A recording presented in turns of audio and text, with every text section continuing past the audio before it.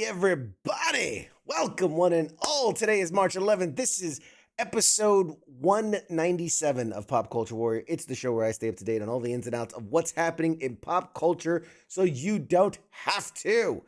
I'm CQ. But yeah, you guys know that. You guys know that. I'm the Pop Culture Warrior. But I'd be remiss if we didn't also bring in my beloved co-host, the man who really makes it all possible, the guy who you just see his face and you see the joy and happiness that is his purest of essence. Ladies and gentlemen, Mr. Mad Mike. First of all, it's my fucking show. Everybody, Mad Mike, everybody. Woo! Like, fucking Oh, God. trying to get a seat at the Democratic Party with all that bullshit you just spit out there. Oh, man. What you got? What you wearing there, buddy? What you got there? What's that you're rocking as you're leaning like it's what? Just I don't know what they can see. just I want to nonchalantly. adjust my camera. I mean, he was like slowly like. Could have put it up higher. He'll notice it. He'll notice it. It's just leaning out of it. Hey, he's wearing a Mad Mike t-shirt. Look at you. The mad rantings of Mad Mike. Hey, how you doing? How you doing? Oh, God. What a day, man. It's been... is 2025 over yet? Because I feel like we've been at it for a while. I feel like we've been like in the thick of it for a minute. But anyway. Yeah, well, you did what, 2 shows this year? First of all, that's how many shows you did. 2.5. I've been here. I've done 2, so it's 4 total on the year.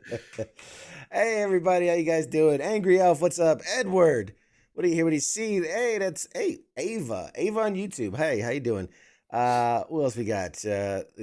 Coach, I know that's you. Coach is there. Anubis Evening, how you doing, bud? Who else? The actual King Smith, he's out there.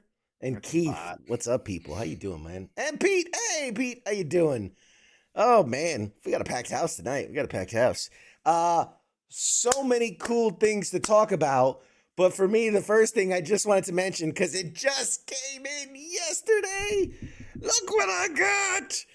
Oh, it's a Pip-Boy from the Fallout world. Oh, the green does not agree with the camera, but it looks a lot better in person.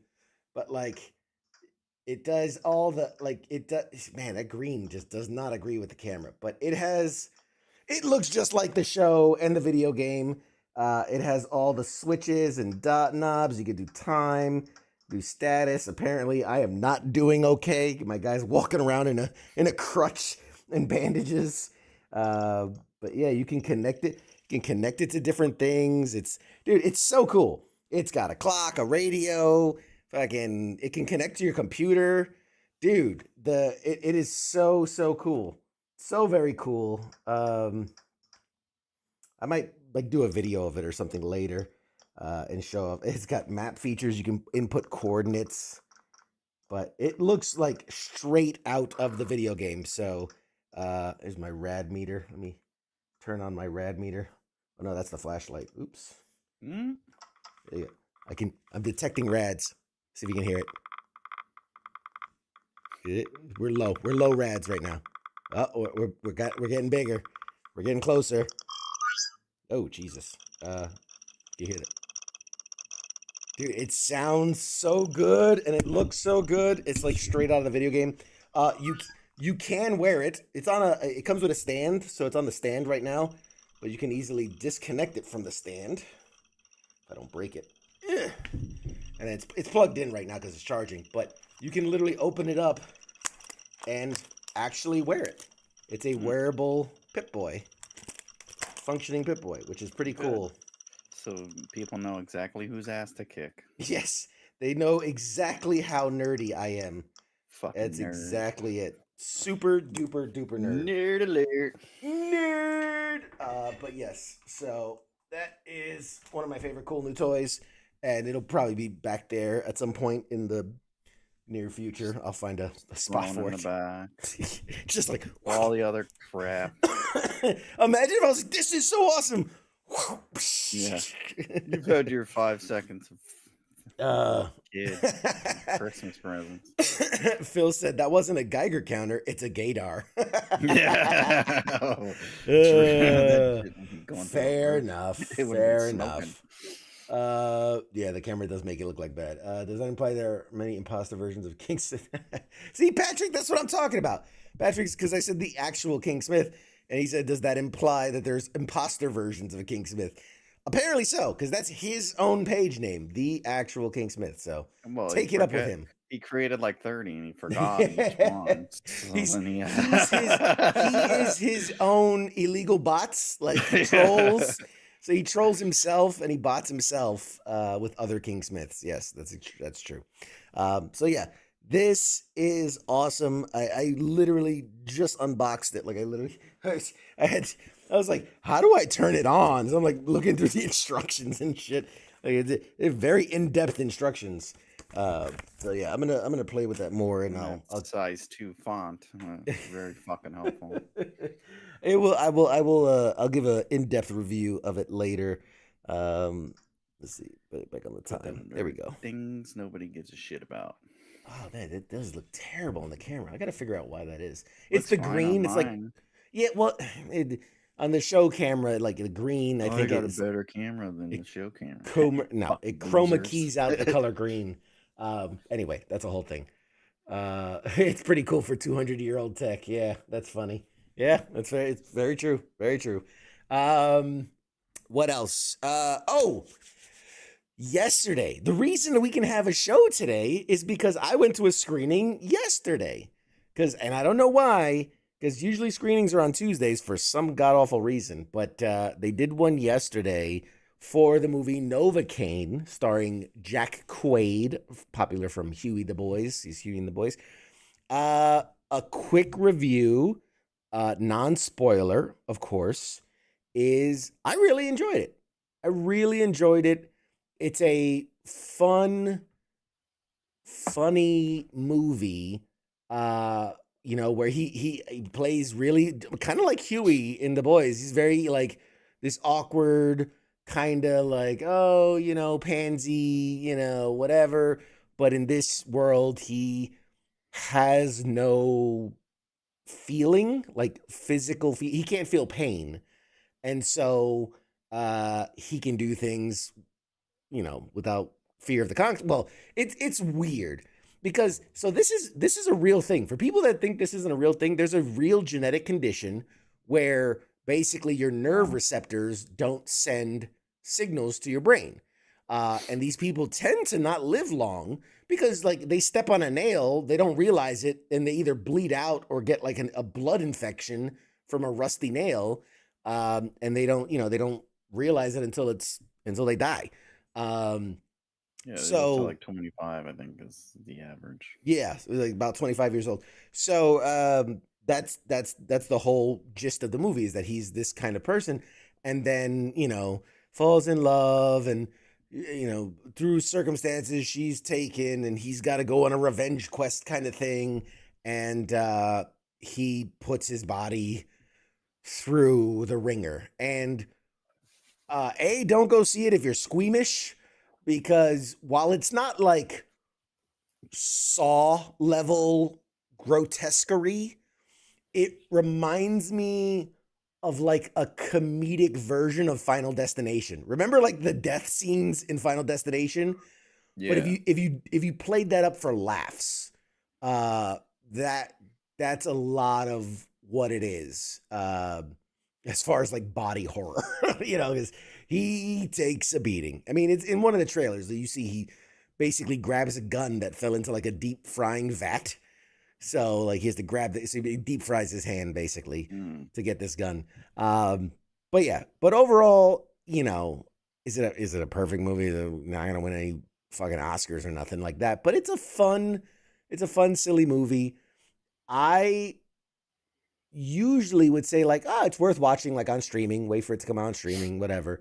I think this one's worth seeing in the theaters because um, the the sound and the visuals I think play better on the big screen. You can really see the detail. Whereas I'm like, if you're just watching on like your tablet, like, if someone, let's say, breaks an arm and the bone is sticking out, like when you're watching it on a screen like this or like this, you like, oh yeah, I see he broke his arm. But when you see that shit 30 feet, like by 30 feet, like you're like, oh my God, I can see the veins pulsating. And I will say, the one knock I had on the movie, not the movie's fault. I've confirmed with other people. For some reason, the theater we were in had that volume turned up max. So like, there's one, gunshots. I'm not spoiling anything. There's gunshots, but at one point, my ears were ringing. Like it was so fucking loud, and I was like, man, am I just becoming like an old man? Am I like? I was like, is this? It was so loud. I literally texted somebody that I know also saw a screening of it, and I was like, hey, was it like not loud? I mean like ears splittingly loud. Mimo was there with me. He does wear hearing. He had to turn his hearing aids off because it was so damn loud that it and then even then in some scenes he would cover his ears because of how loud it was. And at one point, it's like a car crash, and like my chair reverberated. Like I literally felt it shake from the sound. So I was like, yeah, that's pretty loud. But I just think whoever's running the tech in that fucking theater was like had that bitch cranked up to 11. No one runs that shit. They set that shit like once a I don't know. month and then they leave. I don't know. Some dude's probably dusting in there and he maxed out the volume. He's there like, let me put the focus on and like fucking crank this. Some 80-year-old guy working the booth. No, yeah, and it is what it is. I'm sure from what I've heard, nobody else had that problem in other theaters that they saw it. Keith wants to know, so is it like The Boys in terms of violence and gore? Kind of. I feel like with The Boys, there's a lot like it's a lot more over the top gore, which I mean, there's superheroes, right? So if he breaks your arm, it's like it's a splurt of like, you know what I mean? It's like that, but and I hate to say this, it's so clear, but more realistic, right? So like if someone gets shot, it's not like like it's a bullet, like he's like, I'm hit, and it's it's bleeding, but like it's not this, over the top where I feel like in The Boys, like somebody just, arterial spray everywhere. But yeah, so it's not overly gory, but there is a lot of like, again, you see this guy like fucking stab wounds and gunshot wounds and there's a few scenes where I was like, oh my God, just because you're just like, you feel it. And that's why I said on the big screen, I think too, it's just, you know what I mean? It's more visceral. Like you're like, oh fuck. That's so anyway, it's surprised they didn't give me PTSD. Yes. USR WTF up, it says, we love the splurt. Gotta get the splurt. Yeah, Crank with Jason Statham does kind of come to mind. It's that level of like seriousness, but also like over the top cheesy. He plays a very good like mild, like he plays a good Clark Kent, like a very mild mannered, like, oh my God, and I like that at no point in the movie does he ever like, oh, I'm the badass guy now. He's just like, well, I gotta do it, I gotta do it, at one point the cops are like, you gotta stand down, and he's like, if I fucking, are you gonna do it? Like, are you gonna go after the bad guys? Because by the time you do it, everybody be dead. Pete says, will that be a good movie to watch on my 85-inch 8K TV? Flex much? You're gonna pop a vein. You flex that hard. No, I mean, yeah. I mean, it's gonna be a fun movie to watch regardless. But I recommend, if this is something that interests you, even in the slightest, it's worth. Like if you're like, man, I would like to see this, it's worth seeing it in the theaters. Let's put it that way. It's worth a couple bucks. See it in theaters.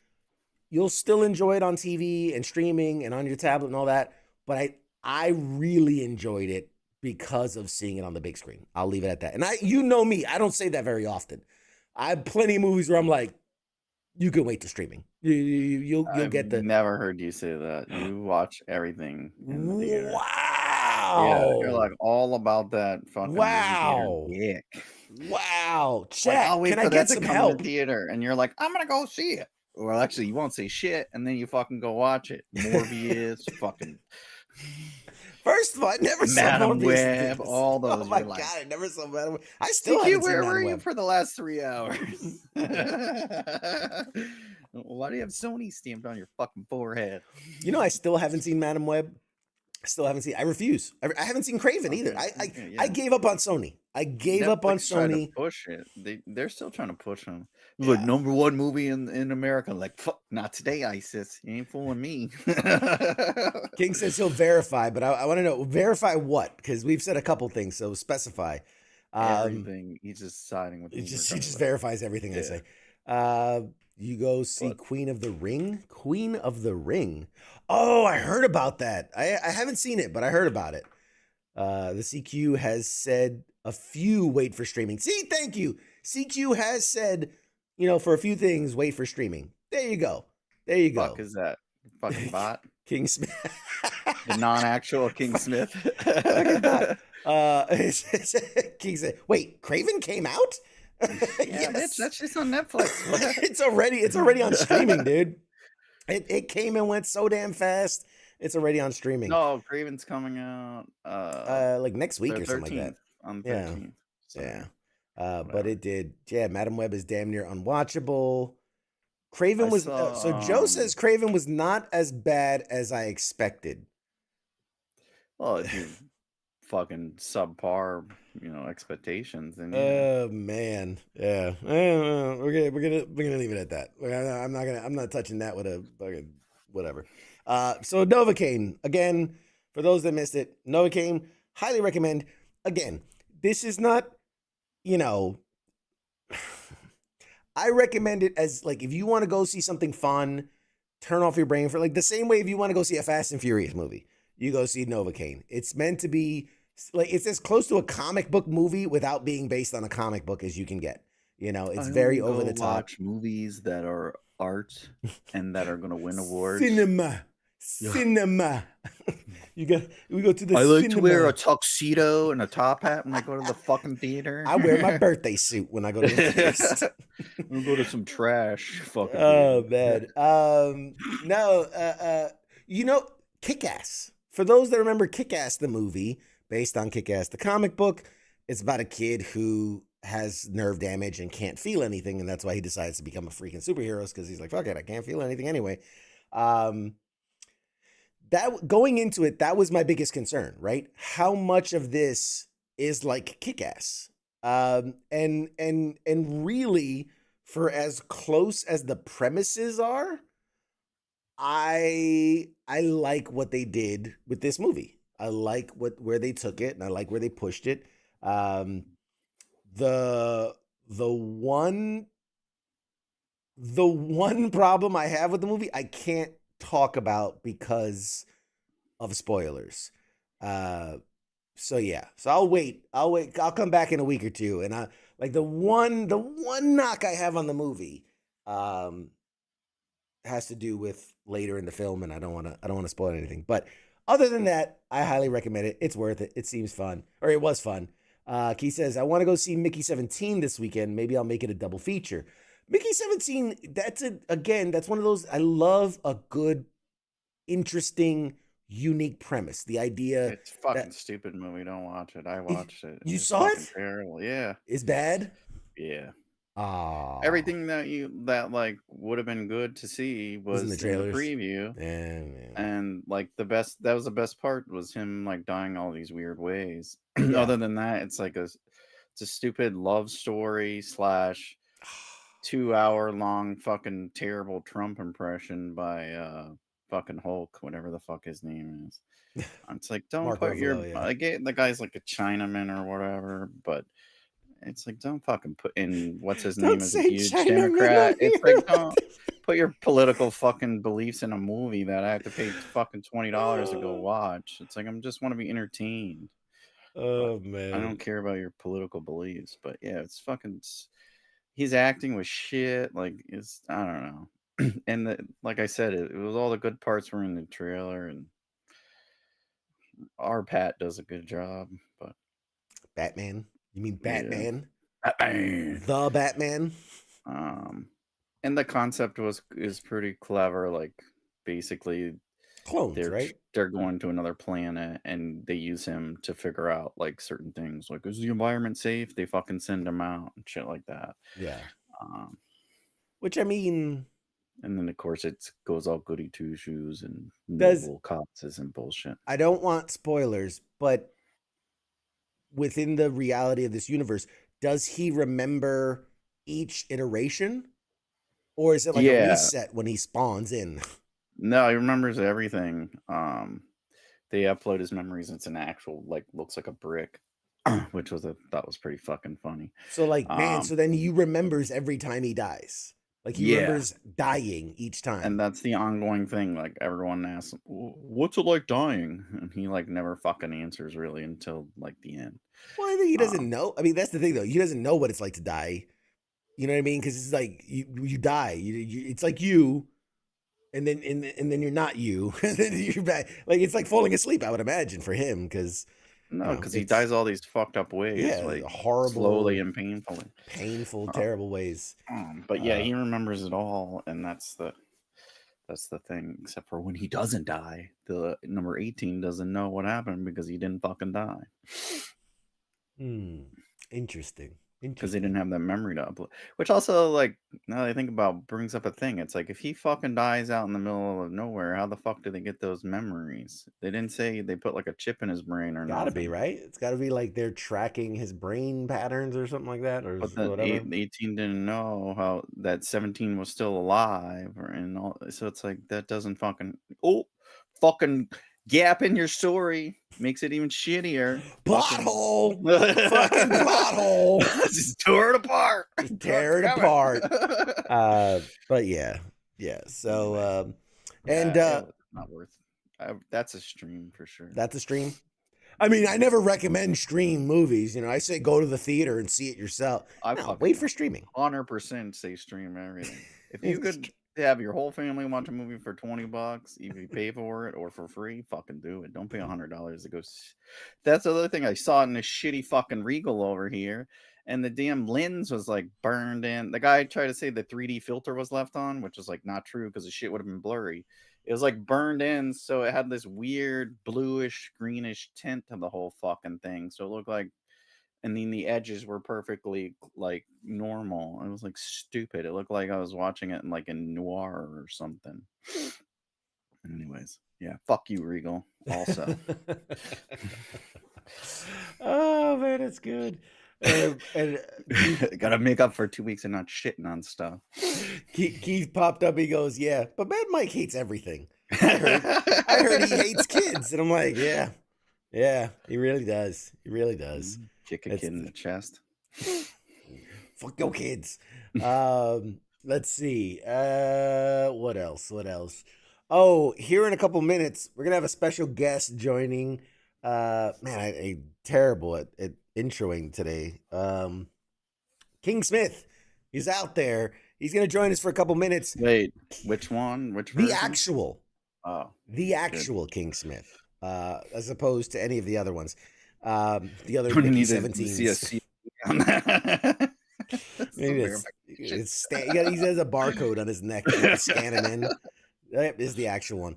I like What that was we that made that a movie? thing. What was the Arnold Schwarzenegger clones and like it's a flip your eyelid and if you had a dot, it was how many times you were fucking cloned and shit.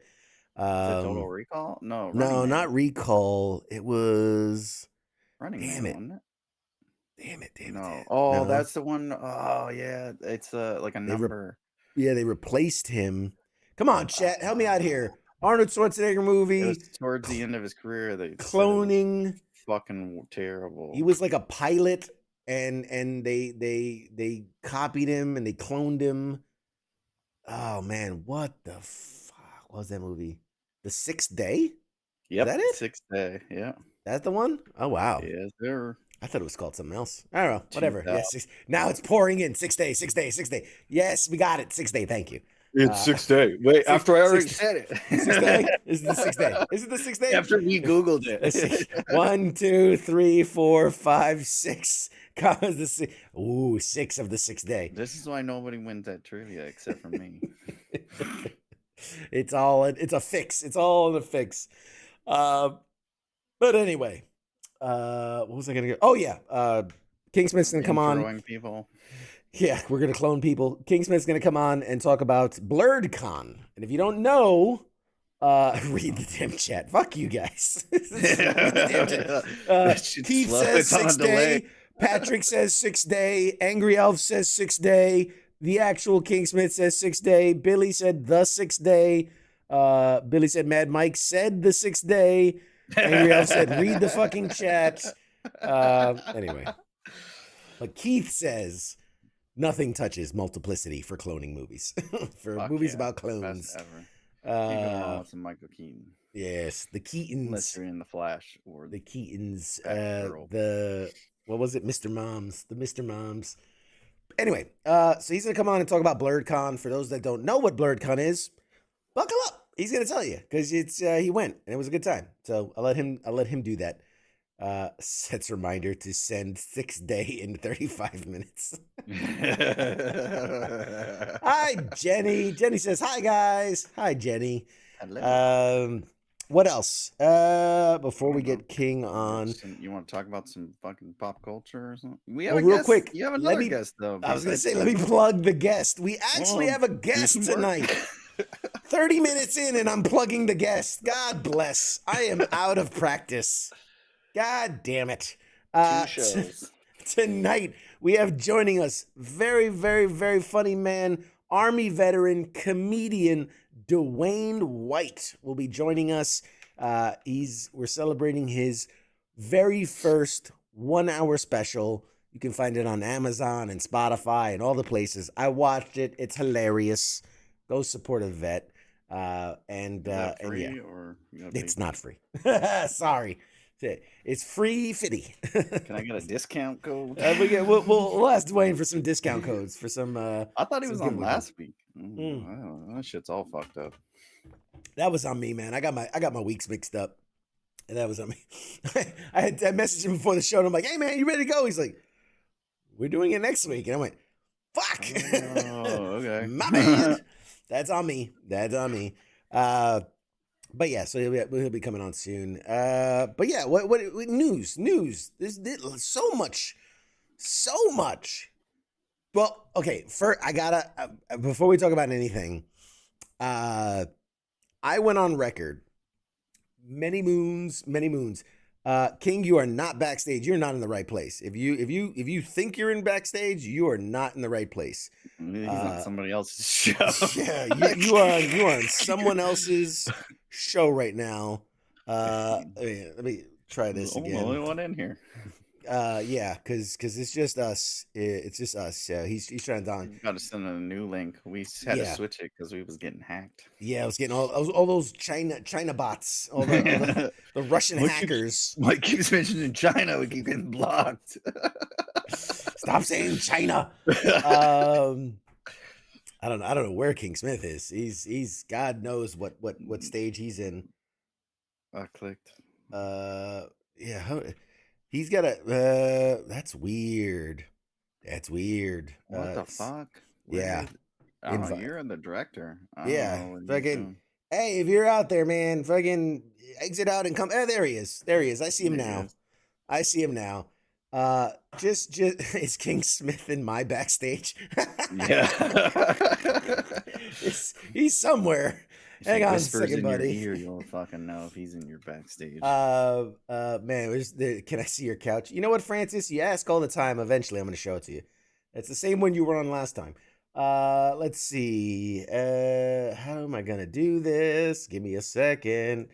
We got to bring in King Smith here, ladies and gentlemen. We got to bring ourselves a good old boy, King Smith. I'm Let me glad see. you're prepared. Fuck you. This is what happens when people dial in halfway through the show. Well, You gotta do it you live, man. fucking knew way before you Fucking told me about it do 10 it minutes prior. live. We'll do it fucking live. Okay, hang on a second. I've almost got it. Hang on. And the whole show's crashed. We're Well, good night. Make sure you turn in the rest of the week. yeah. Good night, everybody. Hold on, and I got there. We're right there, right there. All right, let's go live to our correspondent joining us from where the fuck he arcade. is, ladies and gentlemen. It's King Smith. Yay! Where's the soundboard effects for the grand entrance of the actual He King? does it all himself. He's the actual, soundboard. actual. Mister, first of all, are you in a '90s arcade? Where are you at? Where are you dialing in from? Yes, I see the yes, Ninja I am. Turtles behind I you. am. This is how I want my home studio to be. I want all of the old 90s, 2000s arcade, got the Funko Pops in the back. Give me all of that. Oh my god. Jeff He's- Foxworthy with TV stacked on top of each other. You coming to us live from 1999. Welcome, King Smith. Hey, man, I tell you what, first of all, thanks for having me on. Man, I heard y'all here the first 30 minutes cracking up laughing. You know us. That's We're 'cause always I'm making on. up You're nonsense. welcome. I do but what I can. you shut up. I will make you disappear. Uh, Everyone will stop watching, so it doesn't matter to me. so you're here to talk about BlurredCon, man, which I appreciate you taking a few minutes to come on and tell us about it. But tell us, for the folks at home that have no idea, what is BlurredCon? Tell us a bit about BlurredCon, your past experience, and then as well as this past weekend. All right, so BlurredCon is a convention held in DC, or specifically in Arlington, Virginia, and it's a mashup of the words black and nerd, black nerd and con. So BlurredCon, which I found out I'm not necessarily a nerd. I fall into the geek category, but it's an annual 3-day event held down there where they have celebrity guests. They talk about anime. There's gaming tabletop stuff going on. There's a 24/7 arcade where they have Sony and Xbox just around the entire lower area where people were just playing Street Fighter and what's that, Smash Bros and all types of racing games, various tournaments. I mean, there was something for everything there. If music is your thing in black culture, they had music and karaoke every single night. There were twerking contests. Each year there's a special celebrity guest, and this year it was Janelle Monáe, who is a artist and actress. I purchased VIP tickets before I applied as press for WTF Nation Radio to go down and get some of the coverage for BlurredCon. This is my second year going. The first time I went was 2 years ago. And every year, unlike some of the other conventions that I've heard about, right? I've been to New York Comic Con with you guys a couple of times. But BlurredCon likes to have a theme to each of their BlurredCon experiences. So when I went to 2 years ago, it was like fairies and things like that, which I'm not interested in at all. I know Mike Larson is. But this year's theme, this year's theme was about the Thriller. So it was like scary movies and things like that. So it encourages people to cosplay around whatever the theme is, but you can come in whatever it is that you like. Pause.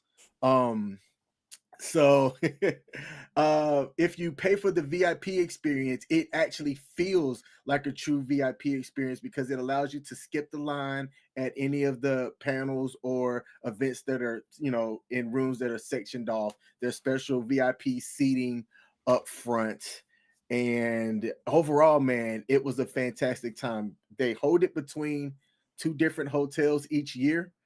This is, I think it's 8th or 9th year doing it down in Arlington, Virginia, and it's normally in the summertime, like the weekend before, no, the weekend after the 4th of July. But this year was the first year that they held it in early March, and I'm actually thankful for it because I prefer the cooler weather over the hot weather, especially since I tried to do a cosplay this year. There's so many, dude. There's so many things I want to say.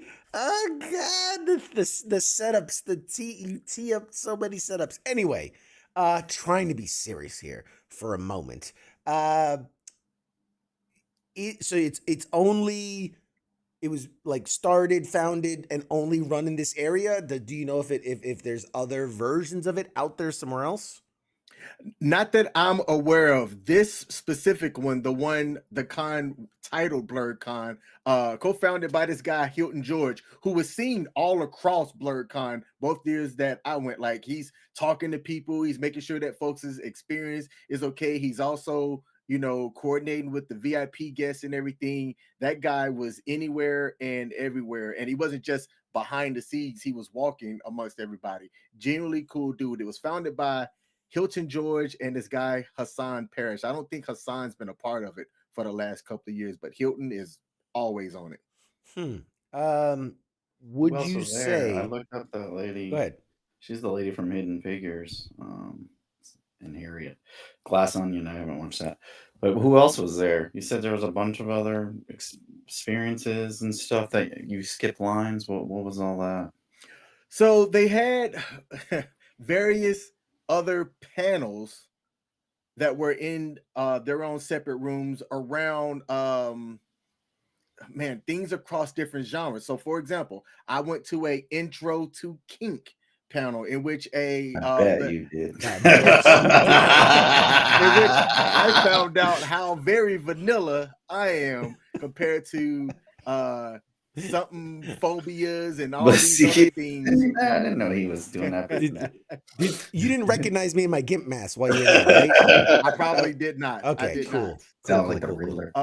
They had a couple of the Power Rangers from different Power Ranger universes. Obviously, Black Power Rangers, who were also there, just talking about their Ranger experiences and things like that. But it was a lot intimate because besides the main hall, which is a huge hall, could seat hundreds of people, mostly everything else were in smaller, intimate rooms that didn't have seats of more than 50 per room.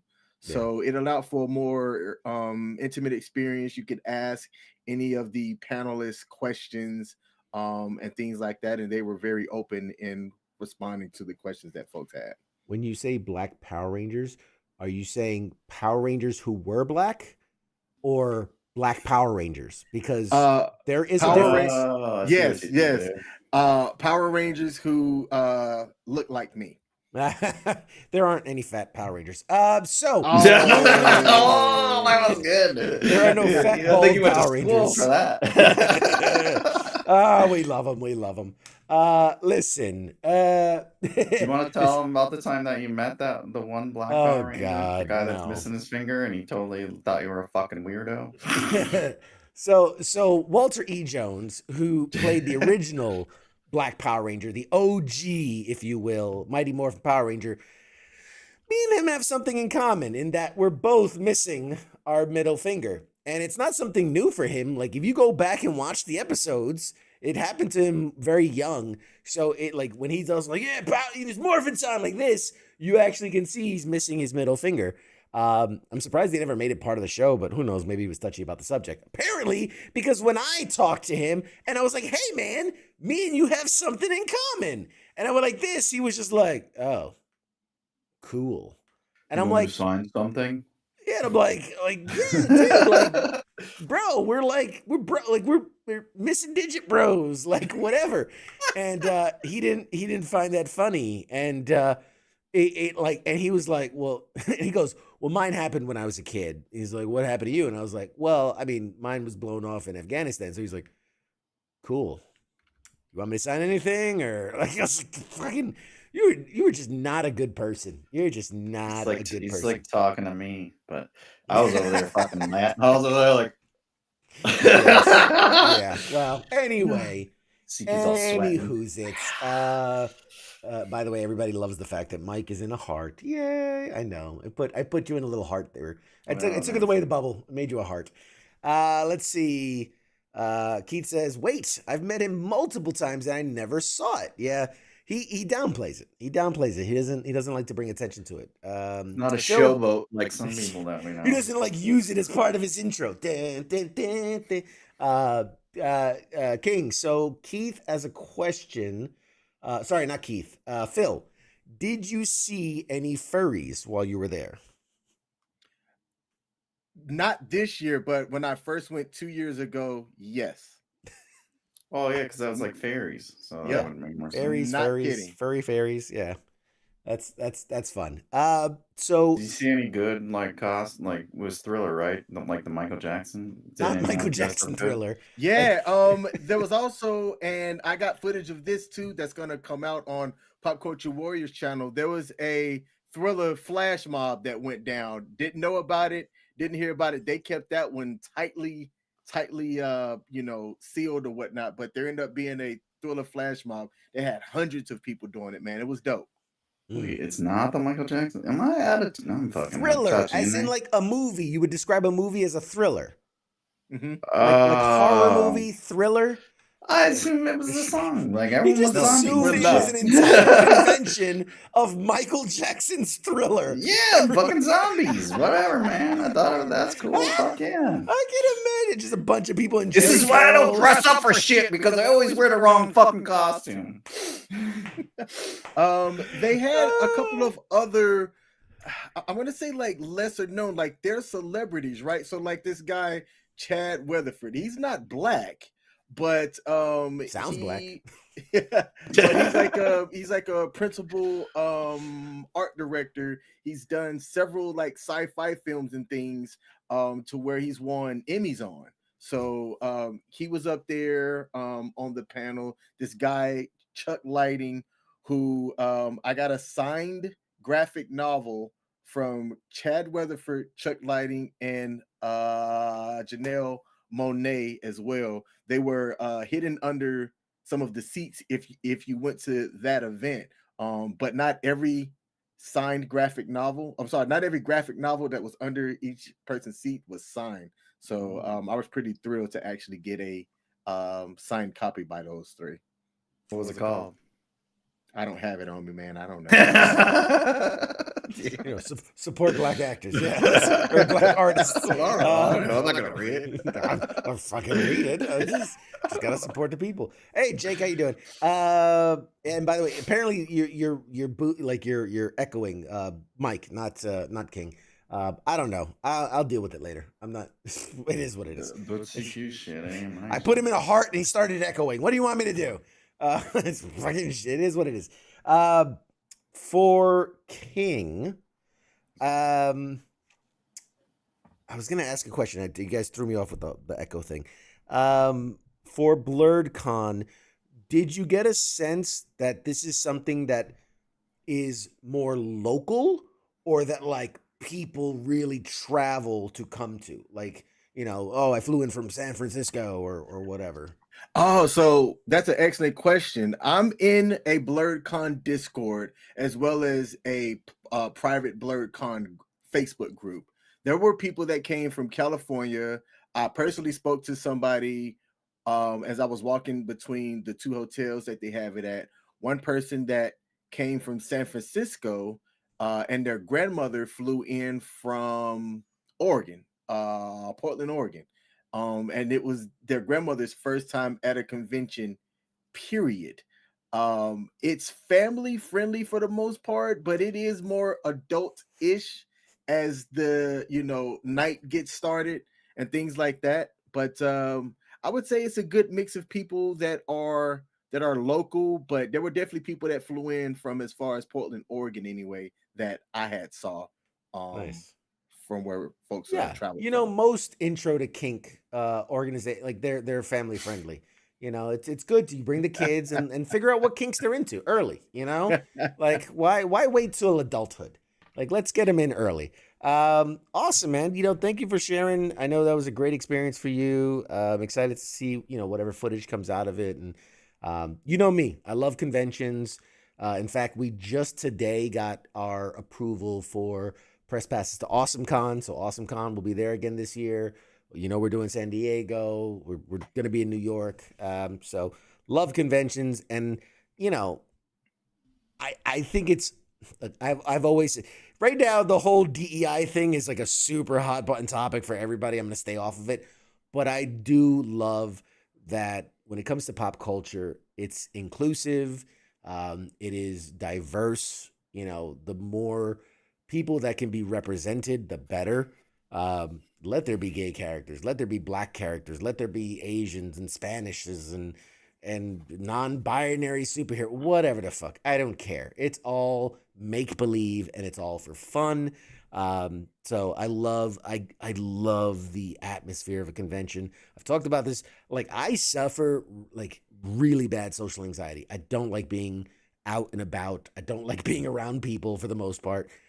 But something about being at a convention, I just feel so at home and so comfortable.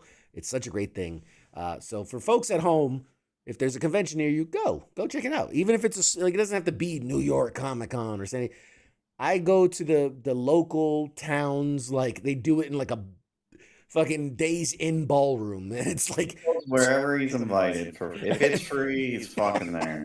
First of all, I'll have you know, I've paid more money to go to those tiny little conventions. Yeah, because you gotta go to some whole bunk fucking airport and then drive 3 hours. Yeah, do a con in some dude's basement. I was like, why is there just 5 dudes oiled up down here?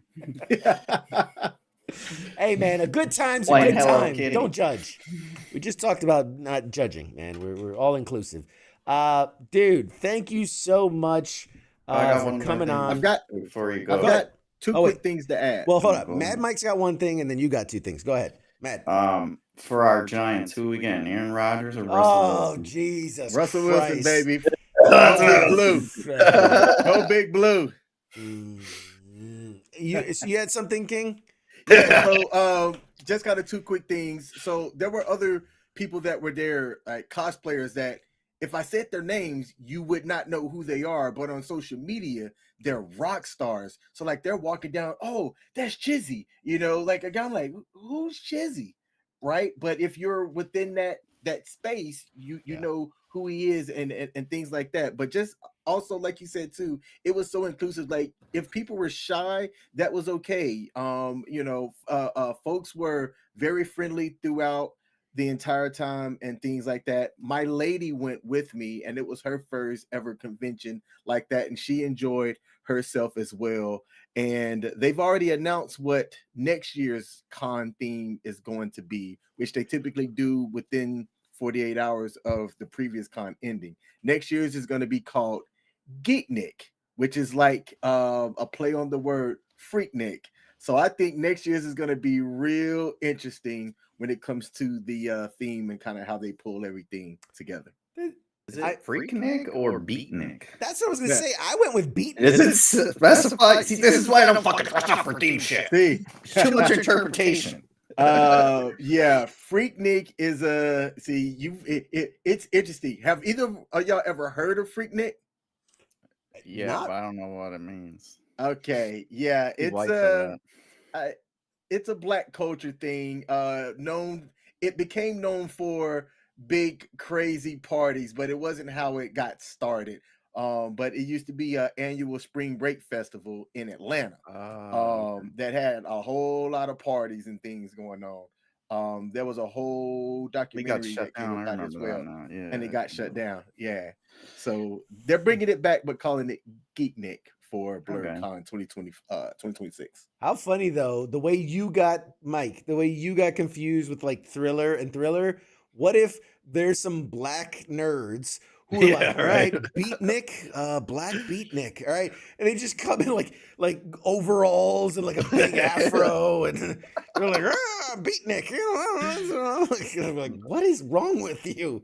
Wrong Nick you got going on. But Dude, that's awesome. Oh man, I was gonna ask something. Shit.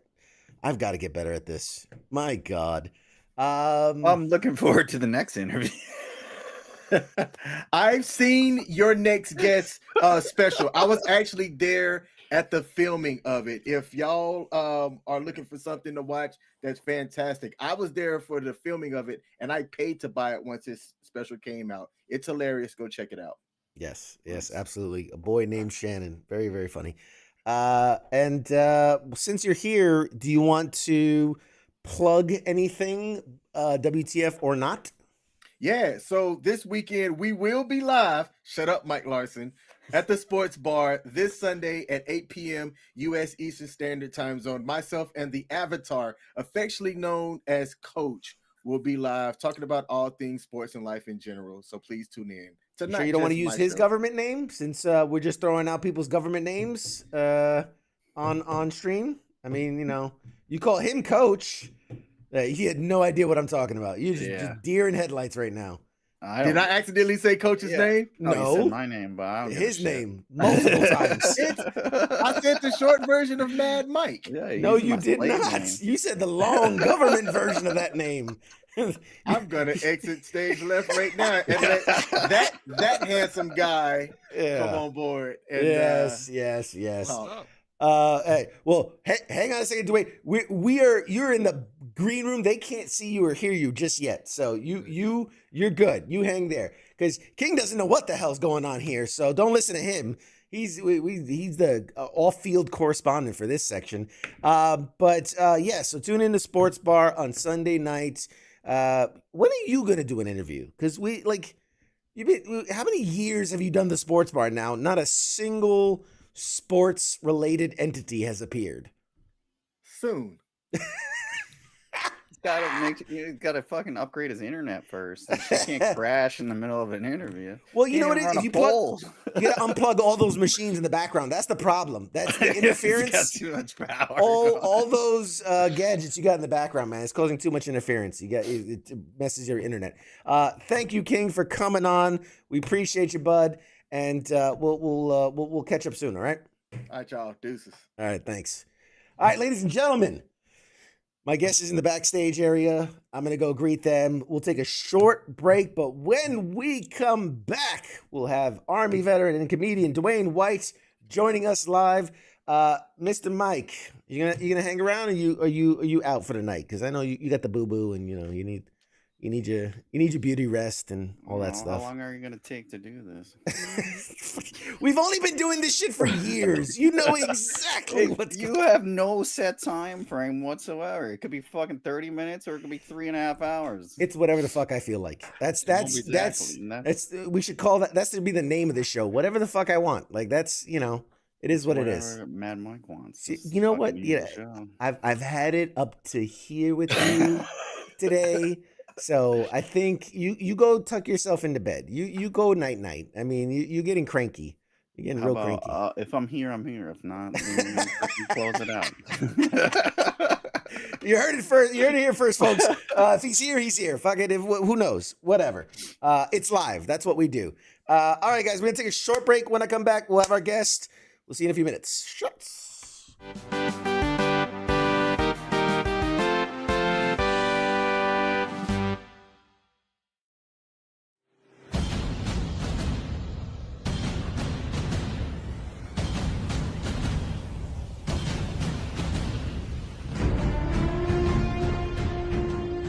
Hey, you there? Yeah, it is right, you. Let me ask you something, right? Where the hell do you think that you're going? Oh, what do you think because the show's going to commercial that means you get to just walk away? Well, CQ asked me to pass on the little message, alright? And it says, I'll be back.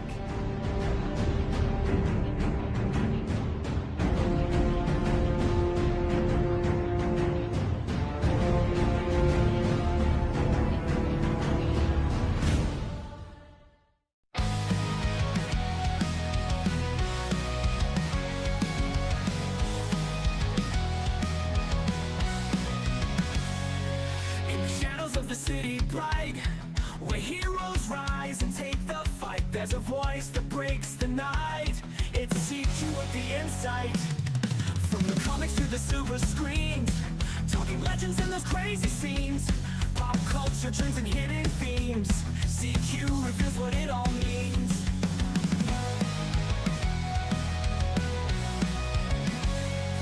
From the comics to the silver screens, talking legends and those crazy scenes, pop culture trends and hidden themes.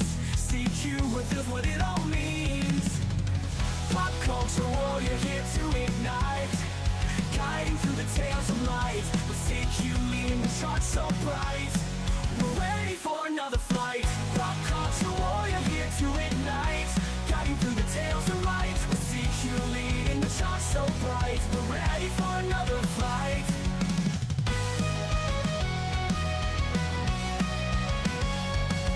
Marvel at the twists and turns, villains playing, heroes learn. Every episode we'll discern lessons from the past to learn. Games we play and books we read, CQ's list of what we need. Memories that make us bleed, together we will take the lead. Pop culture warrior here to ignite, guiding through the tales of light, with CQ leading the charts so bright. We're ready for another flight. Pop culture warrior here to ignite, guiding through the tales of light, with CQ leading the charts so bright. We're ready for another flight.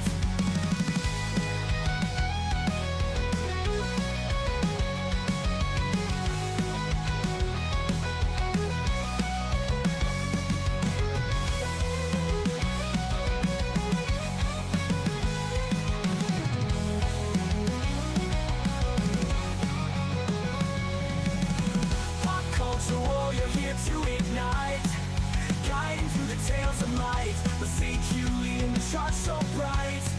We're ready for another flight. Pop culture warrior here to ignite, guiding through the tales of light, with CQ leading the charts so bright. We're ready for another flight.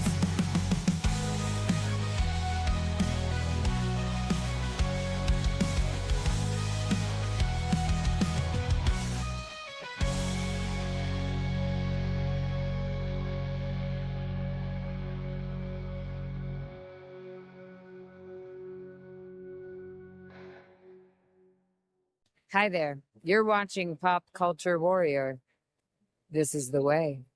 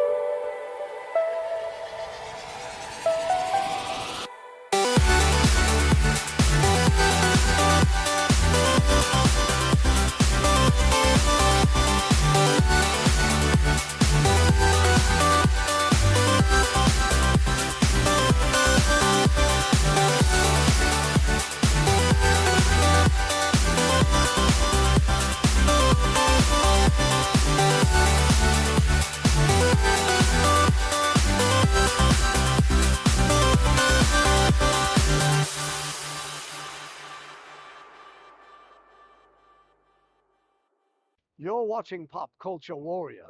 The Force is strong. They have the high ground.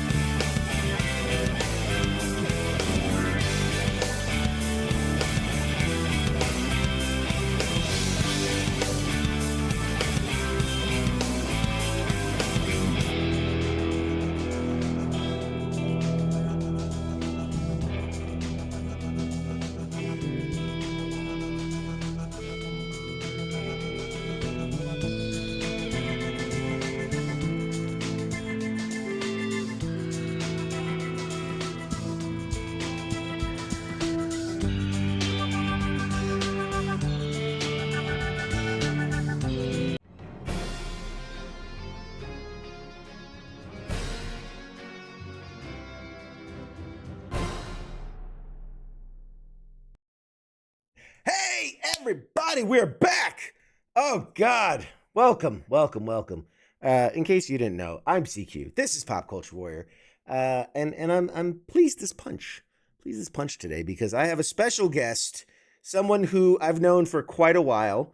I usually write these like really in-depth intros, starting from their early days in Hartford, Connecticut. Like, you know what? I've known this guy for years, and he's a funny dude, and you guys are gonna love him. He's an Army veteran. I want to let him tell his story because who can tell it better than the man himself? So let's just get right to it because I want to enjoy every last moment we have with him. Ladies and gentlemen, Army veteran and comedian Dewayne White, everybody. Yay! What's up, everybody? How's it going? Hey. Okay, there he is. CQ? Hey, what's going on, buddy? How are you Man? doing, man? What's up, everybody? Yeah. I'm good. Yeah, Good. We are wave high. waving at the people. What's up? Hey, people, I can't see you, but I think you're out there. I've been told you're out there. Such a comedian response, right? Like, hey, how's everybody doing tonight? Hey, everybody. What's up, everybody? How you How's it doing? going? Hey, put the weights down. What's All right, happening? you're getting the light. You're getting the light, dude. You're like, come on, wrap it up. This is reminding me of Zoom comedy right now, and Oh, I don't God. like it. It's Oh man, it's the worst. It's we're not gonna go down that rabbit hole, but man, I didn't mean to teaching throw you into, comedy. some PTSD from that, man. I'm sorry. Oh man, like I can't imagine doing it, but like teaching comedy over Zoom is it's almost soul crushing. I want to say, feels like the right word. I would take the almost out. Is- It's is- 100% soul crushing. Oh, But yeah, it kind of feels like that. What's up? Hey guys, I'm going to talk to myself for 15 minutes. That's great. let's do this. I see you out there. Hey, picking your anyway. So first off, because we've got Yeah. oh my God, I've honestly I have one of my counters here somewhere. We have a lot of people watching. So tell the fine folks at home. Give us a little bit about you. What's your military connection? How are you connected to that world? Yeah. So, I mean, I was in the Army for 23 years. Went in 1992 as an enlisted guy. Did some time there. Crossed over. I was a dumb one. I went from intel to infantry because I'm stupid. And and so everybody was like, dude, wait, you did what? That's the opposite of the normal path. So I switched over, became an infantryman just in time to go to Iraq in 03. Got out of the pipeline just in time. Did that for a while, went back to intel for a while, worked in the special ops world quite a bit. And yeah, did I ended my career as a Russian foreign area guy, so dealt with the Russians a lot, and I've looked it up. They can't call me back because I'm 100% disabled. So don't even try, Army. So Wait, I what say year that did you they're get gonna out? change the rules. What year did you get out? I retired in 2015. 2015. So Yeah. are you in the window? Well, no, that's 10 years, years. dude. 10 It 10 goes years. by. It flies by, man. I'll Yeah, tell you. dude, insane. 10 years Yeah. I've been out, and it's I crazy. People ask me all the time, like, "Do you miss it?" I say no. you like this. People don't understand. You miss things about it. You don't I miss miss the it. people. I miss the fun. Yeah, you miss the wild I shit you don't used to miss get having to into. do. Yeah, I don't miss having someone tell me I'm a Cat 4 dental and can't go home until that shit's fixed. I don't miss Yes. that. I don't Yes. miss all the shots. I can choose which shots I get now. It's amazing. So what you're saying is you're Like, you're an I don't need a anti-vaxxer. Is that what I'm hearing?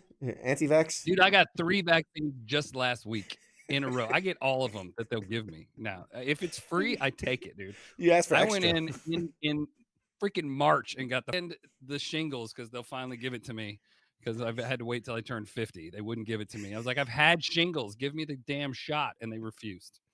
So I tried to lie about my age in Walgreens checks just so everybody knows.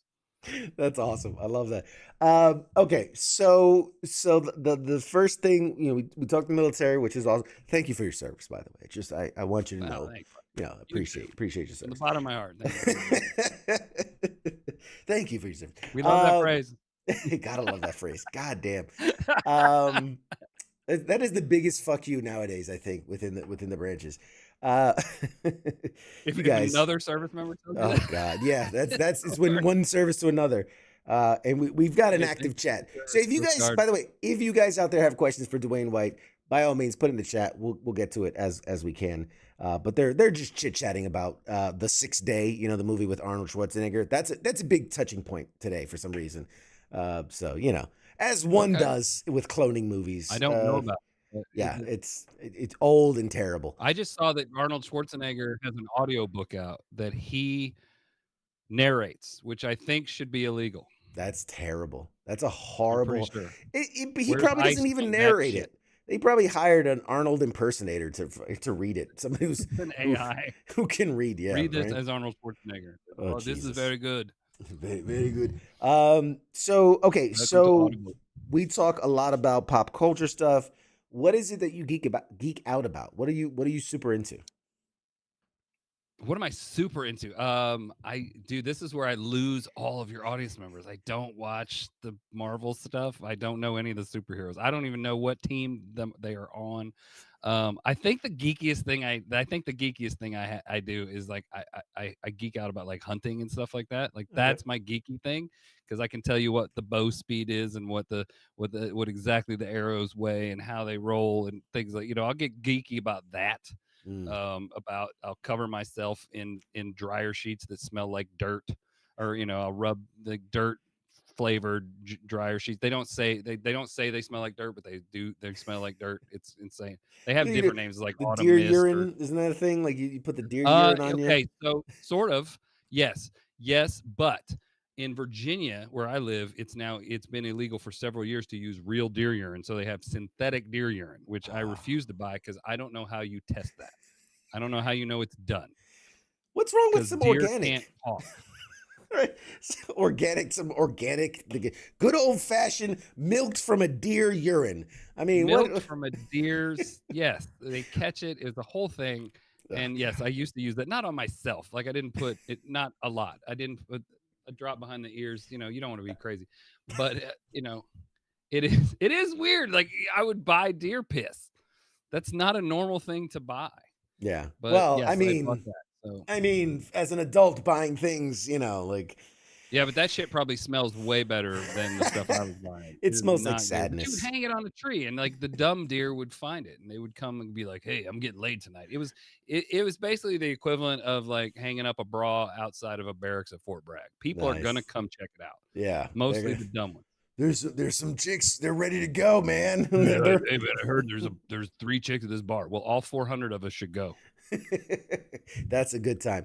All right. So I do geek out about that, I guess. Though I mean, yeah. So It reminds me of so many stories. Oh God. So, uh, you know, we absolutely have to talk about your 1 hour stand up special, which I've seen. It cracked me up from start to finish. Really, really well done. Really good. I saw it on Amazon. I don't know how the do I get an affiliate? Do I get like 10 cents for every time I say it or something? Go watch it on Amazon. I'll give you 10 of all the cents I get when I finally start getting paid for it in There you go. 2075. You're right. I don't know. How does this, let's just say the first comedy special contract does not benefit the artist as much as one thinks. yeah, But right. it's good. I have no complaints. It's great. Yeah. No, I got a great distributor. They're awesome. I'm just joking. Just it's just kind of I joke, but yeah, Comedy Dynamics is distributing it, so I'm super stoked. They're the same people that do, like Eliza Schlesinger and All the geez, I can't comics. think right now. All the big guys, but Yeah. Gaffigan, that's who I'm thinking of. Jim Gaffigan, stuff like Gaffigan, that. okay. So yeah, it's a great company. I'm super stoked that they picked it up and they're pushing it onto Apple and Amazon Prime and all that. So it's awesome. Yeah, I was gonna And say. it's So, out right now. where Go check it can out. people watch? Because I know it's on Amazon. I know it's like on it's not Amazon on Prime, Apple Spotify. TV Plus. It's the audio. You can listen to it on the way to work on Spotify. I tell everybody, listen to it on Spotify. Make your dogs listen to it when you leave the house. Put it on. Fool the algorithm. Do whatever you can. On a loop. Make it seem like it's too pop. But it's a great. I think it's a great special. I'm really proud of it. It's super cool. A lot of military stuff on there. We talk about veteran stuff. yeah. Talk about going to Iraq and my looking for WMD and not finding it. Of course. Sorry. You I talk looked about your everywhere, everybody. kids. Sorry about that. You talk about your kids. You talk about. I love the stuff about your wife. Obviously. I mean. Yeah, she doesn't love it as much. She's good with those jokes, but I think I pushed the envelope maybe a little too hard recently. So I might be needing a place to stay. That's what I'm trying to say. Yeah. Thank you. If I can hang at your place, that'd be There's great. there's room here in the studio. You're good. In the toy room. Yeah, in the toy room. I have a toy bed somewhere around here you can sleep on. Perfect. If I could sleep in a race car, that would be the best. That would be dope. I'm gonna get a race car bed. I'm gonna do If I that. could get a race car bed, It's got to be a DeLorean though. That's it's just I know a guy, dude. I know a guy that has a real DeLorean in this town that is an exact replica of the one from Back to the Future. He even has Mr. Juicer. He takes it out. It's a place where I hunt. Actually, it's this dude's property. The first time I go over there, he goes, "Hey man, you've seen my car?" I go, "No." I'm thinking, what is this? It's going to show me like some kind of Porsche or Corvette. He rips it off. It's the Back to the Future DeLorean. I'm like, this is the coolest thing I've ever seen in my life. It is insane. So maybe I could geek out about that. It was cool, man. It's weird when you're sitting in a tree stand, you see him leave in a DeLorean. You're like, oh shit, what year is he going to? Yeah, no shit. Can you go back like 30 minutes and tell me where the deer are? That would be good. So let's back it up a little bit because I want to talk about comedy, how you found yourself in comedy. What obviously for you to be in it this long, you've obviously fallen in love with it.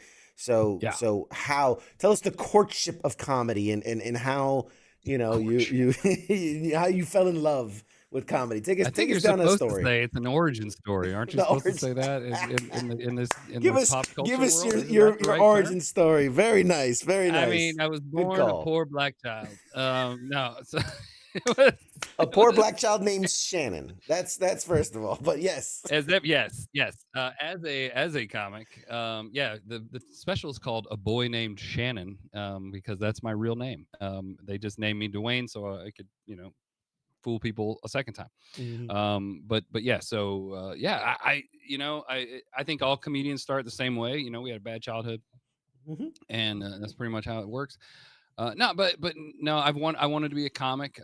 Kid you not, since I was like 8 years old. I knew it's what I wanted to do. It was my dream. It's 100% what I wanted to do. And a few years ago, my son was in high school and he was looking at colleges and we were having this big debate. I'd just taken a government job that I hated myself for taking because I was like, I knew I didn't want to do it, but I did. No offense to government employees. I think you're great. I don't feel like you're getting what you deserve. They're saying about you in the media right now. This is my disclaimer. If you have GS in front of your title, sorry. Not my choosing. I'm not pro that.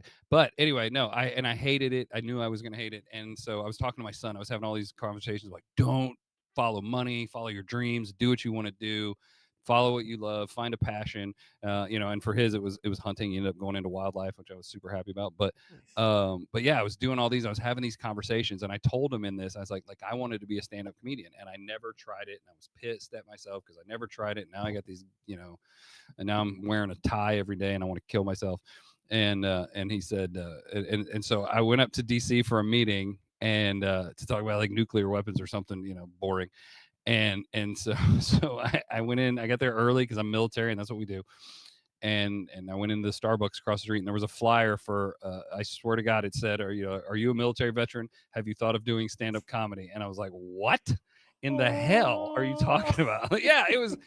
I always say it's like the Ron White bit. It's like, "Are you naked on a folding chair eating Cheetos?" Like, "Yes, sir, I am."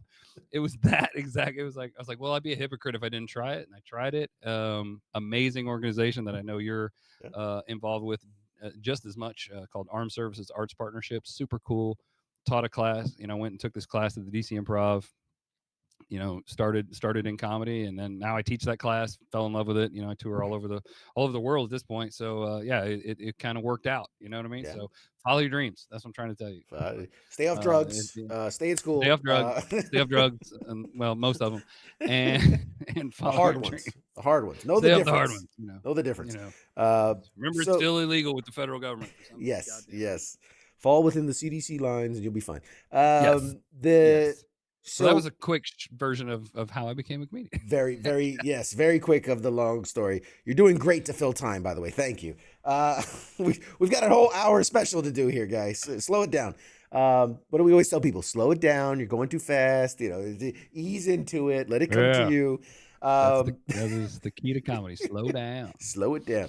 And you have gotten to do comedy in some truly amazing, legendary places. Like, run us through the list, man. Come on, this is your chance to pat yourself on the back, flex on us a little bit. Where are some of the places you've performed? Who are some of the people? Oh my God. I'm not good at this. Okay, yes. I've been very lucky. I've gotten to do comedy at a lot of cool places. Caroline's on Broadway before it shut down. I was super stoked to do that one. It was probably one of my favorites ever.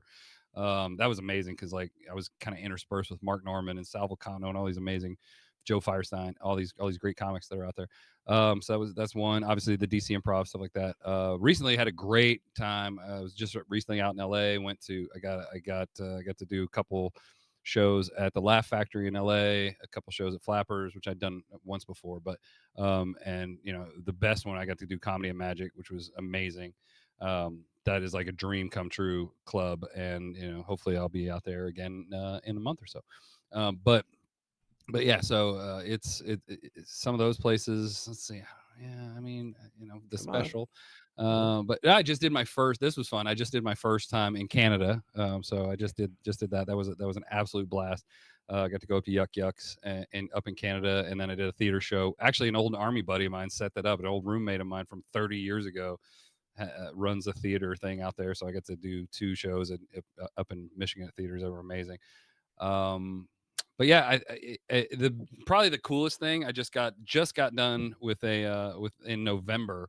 We were in Poland for 3 weeks on an Armed Forces entertainment tour. An amazing time. So cool to finally be on the other end of that thing. I've been to a million shows and been on the person sitting there in BDUs, or sorry, I just dated myself, but that person sitting there in uniform watching the shows. It was super cool to be on the other end of that. So we did 3 weeks. I think we did 13 shows in Poland, all over the country, and just got word a couple, probably about a month ago, that I'm going back in next November. We're doing, looks like, assuming we're not at a full-fledged war, but that we're doing Latvia, Estonia, Poland again. So it'll be a lot of fun. Cool. So super stoked about that. That's a lot of fun. So. I should have introduced you as international comedian extraordinaire. Internationally renowned. Known throughout the world. Because this is all factual. I don't know if I'd say the world. I went to Canada. I went to London, Ontario, Canada. It's not exactly the great. I've been to London, Canada. Yeah, It's London's different. Look, I don't. This is the best part. We were there the whole weekend. A buddy of mine, I was opening for her, and then she opened for me in Michigan. It was so much fun. But we did. The day we were leaving Canada, the server at the hotel restaurant was like, "Hey, I just want to say," it was the most Canadian shit. He goes, "I just want to say sorry, so sorry that they booed your anthem. That's really not how we do. That's not very nice." And he just went off for like 5 minutes apologizing. I was like, you know what, dude? I kind of got it at the time. Like, I'm not mad at you. I get it, but he was totally like apologizing, and it was the other part of the country. It was not even near where we were, but he's like, I just want you to know. It was the greatest thing. It was the most Canadian thing I've ever seen in my life. It was amazing. Oh God, It was great. you should have went like uber American. Listen here, you fucking. Listen here, buddy. Listen, Step into us, Jim. tell me all about your problem. Just real go out of South Park style. You guys have weird money. What's up? That's great. I thought all you Canadians talked like this. That's what they show in South Park, but They I were guess so not. nice. They were so nice. I felt like I didn't want him to introduce me and tell him I was from America, and I especially didn't want him to tell him I was from DC. Because I was they're like, this next comic comes from Washington, D.C. I literally heard a Canadian lady, I have it on film, it's great. She goes, stay there. She was great. Like, by 2 minutes in, she's like, I like you. She was trying to meet me at Tim Hortons the next morning for coffee. I was like, Sorry about it. Sorry about it. Oh was man, ridiculous, man. that's funny. Yeah, that's great. And I mean, obviously, you've parlayed that from learning comedy to doing comedy to teaching comedy. You put together shows. I know you have like your own Dewayne White brand of comedy Dwayne White productions. comedy. Yep. It's you make it look easy is what I'm trying to say. Oh. You make it look easy, and I know how hard it is to really do all this. So Yeah. what drives? Why? Tell me why. I don't What's your think I why? could. Man, if I can answer that question, it would be. I mean, that's. Well, first of all, here's what I say about making it look easy, and I got to throw this out there: is my wife is huge in helping me do this. When we started, like I said, I run a room here in DC, or just south of DC in the suburbs of Virginia, but I mean, if it wasn't for her, I couldn't do a lot of the things I do, because that way we can keep the room going on the weekends when I'm out of town on the road. So she runs all that, and she's taken over more and more of the operation side of that. So I don't have to as much, which is amazing. And I don't pay her, which is cool. Even better. But no, it's just, I think it's one of those things that, man, if you have a passion, you can't not do it. Like, you have to have all those toys behind you, right? So you have to collect the latest shield. It's true. It's real. But no, I mean, I just think I think and I know it's been said before, but the last person I've heard say it was Taylor Tomlinson. I think it was. She said, if you can do anything else and be happy doing it, do that instead of comedy. Because the road will kill you, the writing will kill you. It is. Everybody thinks we just get up and talk, and it's not. I mean, I read one study. I don't know how you actually quantify this, but they were saying for every 1 minute of A-level material, it takes like 24 hours of work. And I think it's actually probably more when you think about it, because it's constant, on the road, constantly writing, constantly working, constantly, doing shows that suck in the middle of nowhere, for no money. the Upper Peninsula of Michigan, where there's more dead animals on the wall than there are people in the crowd. But it's just one of those passionate things. I couldn't not do it. It would kill me to not do it at this point. There it is. Yes. That's the bottom line. Yeah. No, I've done the show where you're at the VA facility where it's two people in pull-up chairs 3 inches in front of you. And you're like, all right, we're doing this. Let's go. Or worse, they're 20 feet away from you, and you're like, facing the other way. Yeah. Hey, there's a moat between us. This is fun. We've talked about it before on the show. I did comedy, and I got to, do awesome, I got to do an up and comer showcase at fucking what's it in Gotham in New York, Yeah. which was stupid because it was like I wasn't an up or comer, so I was neither. And but the Gotham guy had went to an ASAP show and he saw me and he liked me. He's like, "Hey, I'd love to have you come on." And I was like, "Okay," like I don't know what the fuck I'm doing. Yeah. Hell yeah, But dude. I mean, yeah, I've done Gotham a couple times. It's awesome. It's such a good club. You never know who's it's going to drop in. It's the craziest thing. craziest. The last time I was there, I think Gaffigan dropped in and did 20. It's amazing. my That's a God. cool place to go. Check out Yes. Gotham if you're in New York. Yeah, definitely go to Gotham in New York. I mean, comedy Go on a clubs are- Monday. You might see Seinfeld or Gaffigan. Just Yeah. saying, everybody. or Dwayne White. They You show never up. know. You never know when he pops in. You know, he might You be never there. know, but somebody you actually know who they are. This is a good time to plug my Instagram, White Dewayne Comedy, DEWAYNE. White Dewayne Comedy. If I don't have 1 million more followers after this episode, come on. It's What crazy. was the Which will point? bring me up to 1 million. Yeah, we're a grand Really? total of 1 million. Grand That total of 1 new follower. but it's true to touch on what you were saying. It's not so much the doing the comedy, maybe not even so much the writing the comedy, but the amount of time and effort, to get out there and perform the comedy is truly what separates people that love to do it, that want to do it, that are going to be successful in it. I think we've had this conversation before where we said there are people who like you're incredible, you're amazing, you are the thing, but they're like, but I just don't want to go out there. Like I got better. It's like it's not the people that Yeah. you would think are the next big thing. It's the people that are gonna grind and forgo Yeah. It's pleasure work. in their life. How many of them end up divorced for sure. and like all these because it's soul crushing. But if it's Wait, all what do that you know? yeah, if it's all that matters to you and all that you love and all that you're passionate about, it makes sense. To what you said, I had a conversation with Mike Birbiglia. We were at I think this was in Virginia Beach. He was doing his Funny Bone in Virginia Beach, and we're talking. And I had asked him. I said, like when you're doing your special, how much of that, like how much are you writing to get to that point? And he told me, he goes, I'll have 4 to 5 hours in a day where like I turn off my phone, I turn off the TV, like I completely. And he goes, I just write feverishly. I write, and he goes, if I'm lucky and I do that for a whole week, maybe one joke that I came up with in these books and books and books I write might make a special one day. And it's like, holy shit, when you put it Yeah. into that, like That's saying something too, because he's great. Go ahead. oh, that dude. Well, I was just talking to somebody yesterday that did shows for him, produced shows for him online, and he was doing like a new half hour every week online during the Zoom days. I mean, yeah, it's okay. It's a Zoom half hour, so it's a little different. But at the same time, it was like he was just like, dude, I couldn't believe it. This guy's got so much material.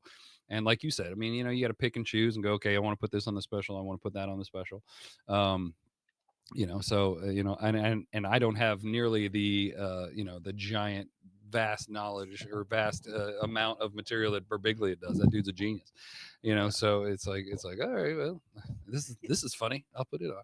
Yeah. But And two, like, and tell me I'm wrong by all means, but I've noticed in my time around comedy that, there's not just such a difference in style of like, oh, there's the storyteller and there's the one-liner and all that, but even so far as the type of performer, right? The person that's very still and very solemn versus the person that's explosive and all over the stage and expressive and and so like it just developing who you are as a comedian could take years before it's like you even have something you want to say. Yeah, no, it's for real. And how do you say it? Like, I mean, I know it's funny. Well, PT Bratton, he's a great friend of mine. He was on my special, I was on his. He'll tell you, we have this discussion all the time because we teach together. It's the idea of finding your voice. Who the hell are you, right? Who are you trying to be? How do you, what's your persona on stage, right? He started as a very angry guy, and he's a former pastor. It's like, it's not and he'll tell you, he's like, it didn't work for me. I thought I was going to be angry. I started out funny and nice and ha ha ha, and now I sell T-shirts that say anger is my love language, which you can get at DewayneWhiteComedy.com. Anyway, but no, it is but I do, right? So I was like, I had to figure out, like, this is going to be my voice. And, I think it's easier to find your voice when you're a little older, like, when you're starting in your 40s, like I did. You kind of know who you are a little bit better. It's fun to watch these kids that come out, they're 21, 22 years old, and to watch them kind of morph their voice. That's one of the good things about having a room where, new people can come through and try once in a while, and to watch them go from like who they think they are when they're 19, 20 to who they are at, 2 or 3 years later, to see them kind of develop that and figure out kind of who they are as people and who they are as performers. It's a cool thing. But yeah, it's that idea of finding your voice, find out who you're going to be on stage. You know what I mean? And cool. it's not easy. I think some people, that's where people say that 10 years, and it's a lot of times for these younger guys especially to find their voice. It does take a long time. It Definitely is, can. it is so hard to do. We do have a question in the chats. This is from, where is it? Tan, T-H-A-N-H, Tan. He says, "Hi, Dewayne. What were your steps to achieving your current state in comedy? I have a few friends that are seriously funny and want to pursue, but don't know where to start." Man, good question. I had the exact same question. Bottom line is you got to find open mics in the area and start going out. I mean, that's the bottom line. And it sounds super easy to say that. It's the exact same thing someone told me. They're like, "Hey man, go, you got to find an open mic and go try." But the idea is, it's very intimidating to go to an open mic. No questions asked. So if you can find a buddy, a friend to go with you, or a couple, then once you go there and people know you and recognize your face and stuff, it makes it a lot easier to show up at these open mics. And then, you just keep going out and doing the grind. And like CQ said, honestly, you may not even be the funniest person, but if people see you working at it, people start to go, "Okay, I see this person around. I'll give them a spot." And then, just knowing people when you get out there, and it makes it a lot easier, and you'll find out about other mics that are friendly, other mics that new people can go to and stuff like that. And, but the bottom line is you just got to go to an open mic and try your stuff. It's a weird art form, man. Musicians can write a song in their basement and play it and go, "Yeah, this is great." The first time people hear it. For us, we need those people. We need to take it and put it in front of audiences as well. There's classes out there that you can take that'll help you get in. If you're a veteran, I highly suggest ASAP, Armed Services Arts Partnership, because it's free. It's not a money grab. A lot of classes around the area sometimes are kind of money grabs where people like just want to take your money and stuff like that. But ASAP actually tries to, it's free to you. So, we're not trying to make money off of it. It's just, it's a nonprofit. So, we actually, break down how to write a joke, how to go out to an open mic, all the different things. So, highly suggest that one. And if you have any veteran affiliation at all, your parents were veterans, your friends, your brothers, well, maybe not your friends, but You'd be surprised. But You'd be surprised. I know. I mean, sometimes it can get pretty liberal, right? But it's a great place to start. So Yeah, I highly recommend that. We've talked much about ASAP. Back in the day, I had Sam on, the founder of ASAP, and he's a good friend, and it's a great organization. And there's actually great organization, quite a few people in the and there's a few people in the chats that we've talked about it so much have signed up and participated in ASAP programming. So very, very I was happy. your instructor. Sorry, that was me. Yeah. If you weren't funny, that's my fault. If you weren't funny, my fault. That was on me. I was having a bad day. Yeah. But if you weren't funny, that's on me. That's on me. I like but it. mostly you. So like, where do you see this realistically go? I hate to say this because it sounded like such a patronizing thing. Where do you see this whole thing going? But like, more like what are your goals? Where do you see yourself? Where do you see yourself in 5 years? But what are your goals? For this? No, I mean, I'll be honest. What I want to see is to be a club headliner. Everybody's got different ideas of what they want to do. I want to be a club headliner, around the world. I'm doing at the big clubs like the Funny Bones and stuff like that. I'm doing a lot of feature spots, which is the middle spot, just before the headliner, and I do smaller clubs and I do a lot of bar shows. I'm on this tour called the Pub and Grub Tour. We do bizarre bars all over the country, and I do headliner spots there, and I'm starting to get more and more headliner spots. But that's the goal for me. Some people want to do stadiums and stuff like that. I really don't care. Some people want to do cruise ships, which I would like to do once in a while. But a lot of people find their thing. But for me, right now, at least if you ask me right now, I would say comedy clubs. I just love everything about comedy clubs. It's so bizarre. It's such a weird place. I like the way they smell. I like the way they sound. I like the way that they look. It's a weird geeky thing that I just like clubs.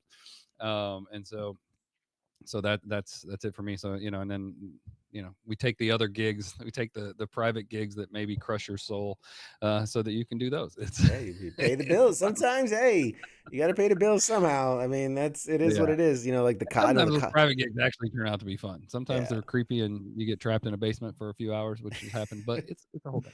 Or corporate ballroom, like a corporate office is a God, dude. weird. I've done a baby shower. I've done a baby shower. Yeah. It's weird. It's awkward. I Oh my can't God. tell you the number, and I refuse to do them now. I will not do retirement homes anymore. I won't do it. I did them for a while. I won't do it. My favorite retirement home we did, it was me and Nick Baskerville. I don't know if you know Nick, but just so I can describe everybody, Nick is the nicest human being on the planet. About a 6 foot tall black dude with a giant afro. Amazing dude, hilarious comic, and we go do this show at a retirement community, and we're standing there on the way out. They're all walking out, and he leans in and goes, "Ma'am, did you have fun?" And she just ignores him, and he goes, "Oh, ma'am, did you have fun?" And I'm like, I immediately go, "Oh, she's being racist. Like this old woman, she's being racist because a black man is talking to her." That's what I'm thinking. And he, for the third time, he goes, "Ma'am, did you have a good time?" And the lady that's pushing her out looks up and goes, "Oh, she's deaf." Then why the hell is she in a comedy show? That's mean. That's mean to do to this woman. So you're just putting her in there, letting her watch her friends laugh. That's bullshit. And that's like it. I'm like, I'm done. I'm no more retirement. I need you to tell the story. God, I hope this was you. I remember you telling me a story about a 9/11. Didn't you did a spot for a 9? Was it you? I swear it was you. Or maybe it wasn't you. God damn it. Now I feel stupid. 9/11 spot? Yeah, well, Yeah. so and it was years ago. I would never joke about not actually I would, but yeah. No, it might have been like Garvey or somebody. But it must have been Garvey. That sounds more of a Garvey story. It sounds like, but they were told like, hey, and it might have been like, it was like September 10th. They were going to do a thing.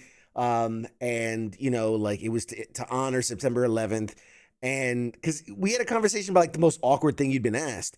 And I swear I thought it was you, but it might have, maybe it was Pruitt. It might have been Pruitt. It wasn't. I don't think it was me. I don't have any 9/11 stories. If I do, I blocked them out. God, yeah, I was gonna say it might have been James Pruitt, but the whole thing is he said that he goes, well, they asked me to do to do it, and I said, okay, yeah, great, I'm family friendly, we know the whole PG whatever, and they go, hey, by the way, if you can throw in some 9/11 jokes, that'd be great, and he's like, what? And so like he did his best, but he's like, how do you tell someone to do 9/11 jokes at the like memorial? Like it was a whole thing, and I went like, this guy gets it right. You airplane food? What? Oh my god! And you thought the airplane food was bad? Yeah. No, so I was just like, I'm like, man, like some people just have no. Okay, yeah, sure. Like I don't know. Oh yeah, people at comedy shows that aren't comics. Look, we love you. I just want to break this down for everybody. You don't need to give us jokes afterwards. It's okay. It's fine. It's fine. We can do it without that. We're not going to use what you say in our little skits, as you say. We're not going to do that. Your life's not that interesting. It's fine. I had a lady tell me a story this week. It's like, you can use this. And it was all about a relative she had. And I'm like, no one knows your cousin Joe. Like, this isn't cool. That is the equivalent for the military people. That is the equivalent of walking up going, oh, my buddy was in the Army. Do you know John? It's the same thing. It's the same damn thing. You got to Yes. stop. We Yes. love you, and we want to talk to you after the shows, but you don't have to give us material. It's okay. Yeah. I love It's it. okay. I love it. You know, and God, if somebody could give me a good joke, that'd be fine. But it's always it's like, I had this weird thing on my toe, and the doctor was like, "That's the ugliest thing you've ever seen. You can use that. You can use it if you want." I'm like, "The fuck? You have a fucked up toe? Yeah, I don't like- want to use that. like, I don't what like what am feet. what am I supposed to do with that?" Yeah, Yeah. there's a lady had a fucked up toe. Thanks, Jan. Hey, everybody, Appreciate it. you ever meet a lady who's got a fucked up toe? That's the end of that joke. Thank you. Good night. That's it. Ba-da-da-da-da. I know something We're just kidding. Please come see us after the shows. Yes. Just, save the jokes. It's like, and if the next person, I started this, and it doesn't happen. When I first started, the question I got at every show, and I don't know why, it hasn't happened lately, thank God, but it was like, have you seen Miss Maisel? I'm like, I will kill you if you ask me this again. Yes, I've seen the first episode. It's not realistic at all. Yeah. We're done. Like, go move on. While it's a great show, the comedy part of it, I don't find funny. I really don't. But I mean, the show's great. Great show, but the comedy parts, I don't enjoy. Not a realistic show. Watch Crashing. That'll teach you Crashing. a lot about comedy. Oh my God. Now that's a great comic show. Except for the Crashing. fact that he makes it in like a year. He's Yeah. like, he goes from being like a nobody open micer to like making it in a year. It's like, that's not real. That's not how that works. That's not how, well, Unless you're some Howie people. Mandel and you're just getting lucky. It doesn't work that way. There's so many things that are floating through my mind to ask. Like, when sorry. There's so many things going in your head at once, I don't know where to start. Let's see. So people out there are offering you lots of jokes, by the way. So yeah. Please read them. I'll catalog them and I'll send them to you so that you can use them for your next special. Just read one or two. I'd love to. Just there's stuff about Taco Bell's, another color to the pride flag. Flag is made out of different red sauces. The usual helpful stuff that we get. Taco Bell added hot sauce to the pride flag. Yeah, so it's lots of different things. Actually, let me ask you this. That's a weird burn. I know one of the things that irritated me the most when I was actively doing comedy, because it's been a while. This feels like we're just shitting on all the audiences. Please, Absolutely. we love you. Come to our shows. No, fuck you. Sorry. Each and every time. No, I love you guys. no, I love you guys. come to my shows. Go Check support. out my website. There's shows on it. I'm a nice guy. We're plugging. I just play an asshole on shows. On stage. I'm not that mean. When I was I won't even pick on you. When I was actively doing comedy, I hated when people would either go like, "Oh, you do tell me a joke." That's one of the worst. Oh yeah, that's the worst. But also like, "Oh, what's your best joke? Like, tell me your funniest joke." Which, I know you can explain this as well as anyone. But it's like for most of us, we're not Mitch Hedberg dropping a one-liner. Like there's a story, there's a context to it, and just pulling out a random story. There's a science to it. Yeah. I just tell them where the next show is and that they can buy tickets. It was great. It was great. I did have a girl when I went to New York when we were doing Caroline's. We were checking in, and the lady goes, "Oh, you're a comedian?" I'm like, because we were trying to get them to come out to the show. And she's like, "Tell me a joke." I go, "No." She's like, "What?" I go, "Do you check people in at the hotel?" And she goes, "Yeah." I go, "When you're not getting paid?" She goes, "Oh." I'm like, all right, 8:00 down at Caroline's. Go check it out. I'll be there. Like, dude, I'm checking in. It's like, perform. No, I'm in a hotel lobby in New York. It's not fun. This isn't, I always imagine like the cartoon style of like you pull down a shade and it's the backdrop and you're like, so where you from? Hey, tell me where you're from. You just like, break out a microphone. Here, hold this spotlight. Hold this spotlight. I can't talk. I can't talk without the light. Like this. I will say I cannot. I was at a show in Austin a while back and the microphone died. And like a normal human would just put the microphone down and talk. But I can't talk without my hand actually being near my face. It's the most obnoxious thing. It is like, I can't be like, hey guys, I can't be funny like this with jazz hands. It's insane. what do I do with my hands? What do I do? I don't know Like, what to I do don't know what with to my do with my hands. hands. I want to start touching myself like I'm on Molly. It's weird. I don't understand it. Yes. People are saying like it's like dance, monkey dance. Yes, that's exactly. Yes, it is. Dance, monkey. It's exactly what it is. So at this point, because we haven't done it enough, let's plug some of your socials. Let's Yeah, plug man. the site. What kind of first of all, what kind of merch we talking about? Like what kind of options at merch do we have? Because I'm a merch Oh, we dealer got myself. You gotta yeah, we have the got merch. it's online on the online shop. It's mostly t-shirts. If you go to Dewayne White Comedy, you got to spell it right. Dewayne. That's what screws everybody up the most. De like delayed ejaculation. It's a whole thing. But Dewayne White Comedy.com. Or if you feeling a little racist, I also have whitedwaynecomedy.com. It's a whole thing. But yeah, so you can check that out. But yeah, and on there, that's the website, and you can do the shirts are on there. If you click on the store, there's t-shirts. There's Anger's My Love Language t-shirts, which are gonna get discontinued soon. So if you want to grab one soon. They can ship them right to your house. It's a great deal. And then there's also just the regular Dewayne White comedy ones. There's soon going to be one. I'm just going to put this out there. An exclusive. The Exclusive. next shirt has to do with my failed service dog, and it just says "Service Human, Do Not Pet." And I'll have my logo on it on the back. That's the next one. I have stickers with that I give out at shows, but because I have a dumb service dog, which we can talk about later if you want. But he's an idiot. But yeah, it's so DewayneWhiteComedy.com, or the best place. There's no merch there, but love to get the follows on Instagram at White Dewayne Comedy, DEW. White Dewayne Comedy on Instagram. That's the best place to go. I'm on TikTok at Dewayne White Comedy because they shut down my other one, my White Dewayne. It's a whole thing. But yeah, so that's why I have 0 people there. But anyway, dude, they just shut me down. One day I just opened up and I no warnings, no like, hey, what's the deal? They just shut me down, and I have no idea why. It just they said it was for sexual content. I'm like, I tell jokes. What are you talking about? I'm like all the people that are naked on TikTok that are dancing around, and I get banned for life. Okay, but yeah, it was great. I told one, I think it may have been, I don't know. I did a joke about I go turkey hunting, and you call turkeys and you try to act like a hen and call in the dudes.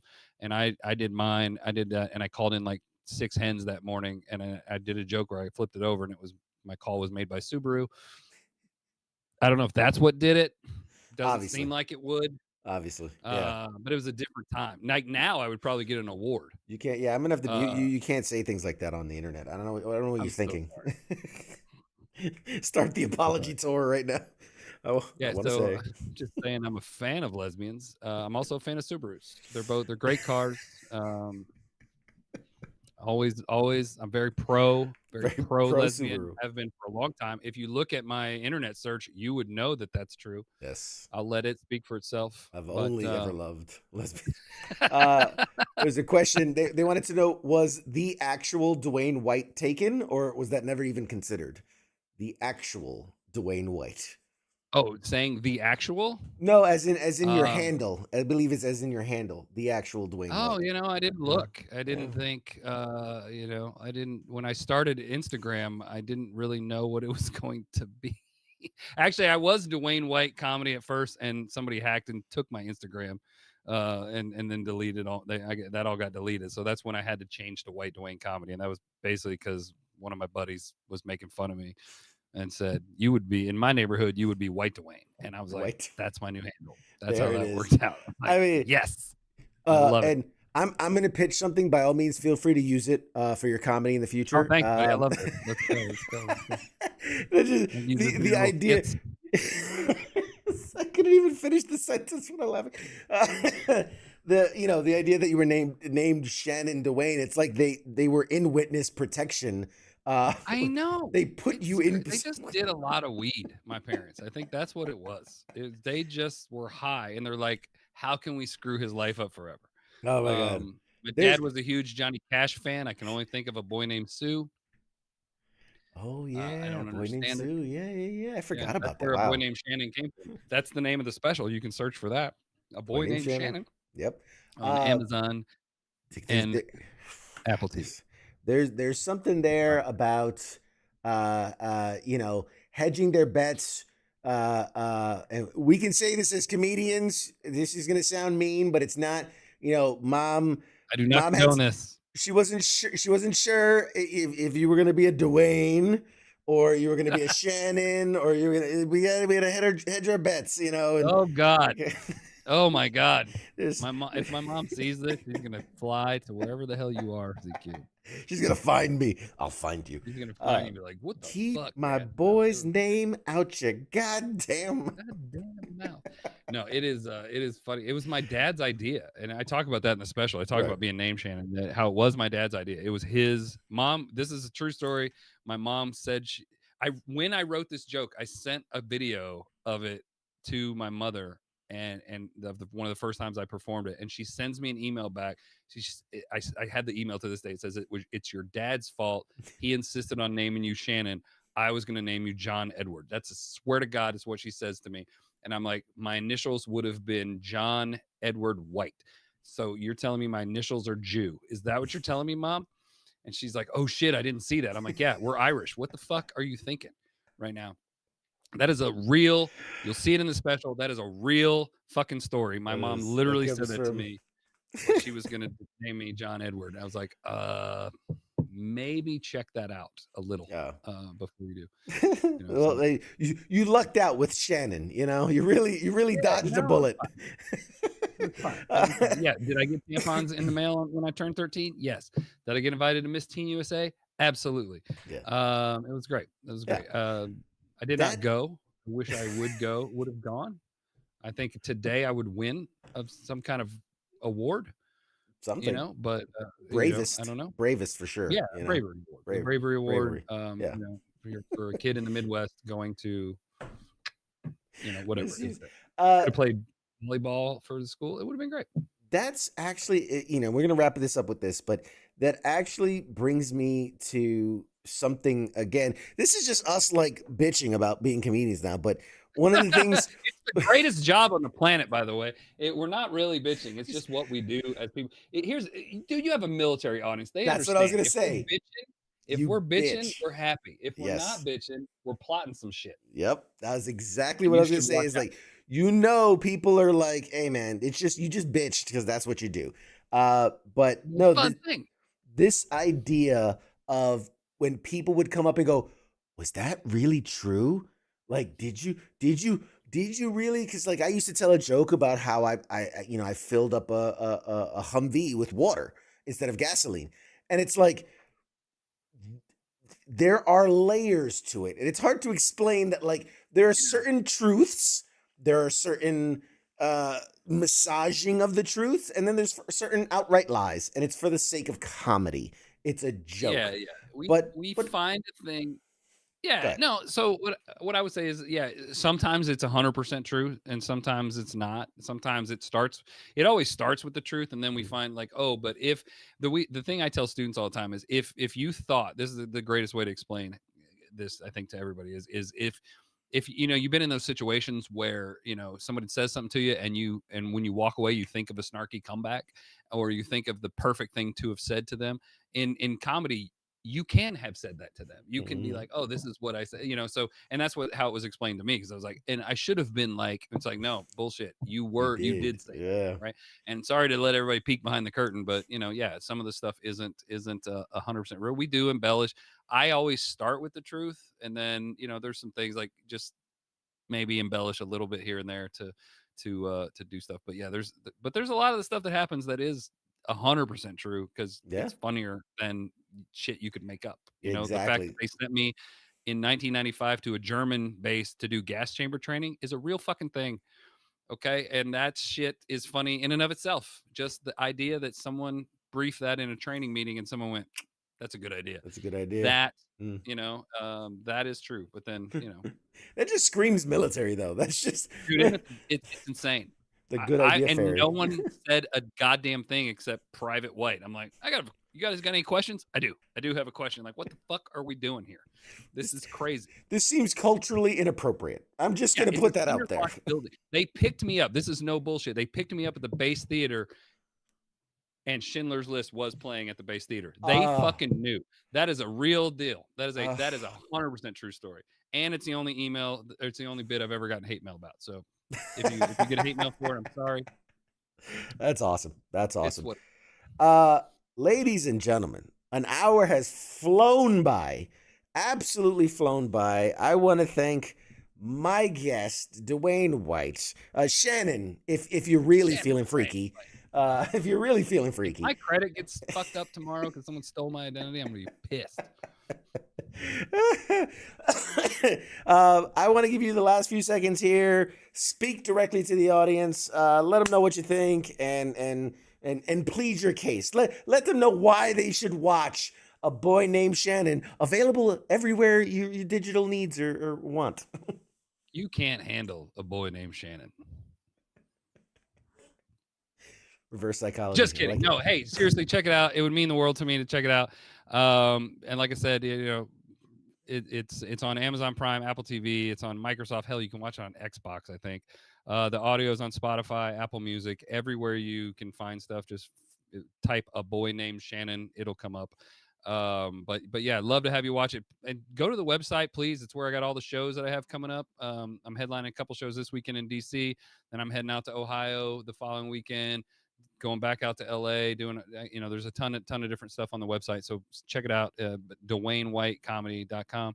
But yeah, man, I'd love to see you at a show. Come hang out. And if you're in the Northern Virginia area, come to the Electric Palm. That's where we run shows all the time. There's typically some good deals on Bet Tix. You can typically get some free ones if you want.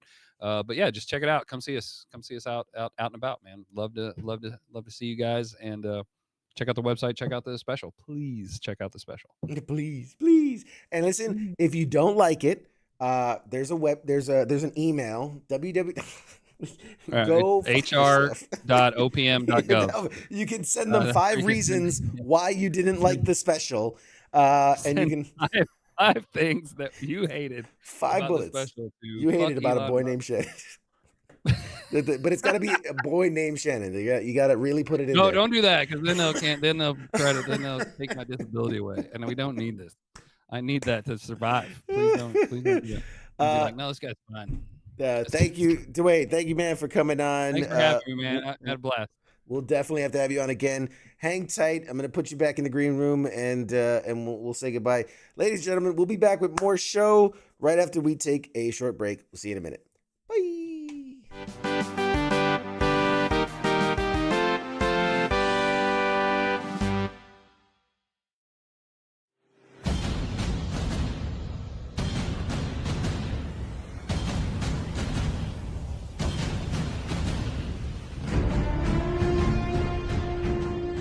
Hey, you there? Yeah, it is right, you. Let me ask you something, right? Where the hell do you think that you're going? Oh, would you think because the show is going to commercial that means you get to just walk away? Well, CQ asked me to pass on the little message, alright? And it says, I'll be back.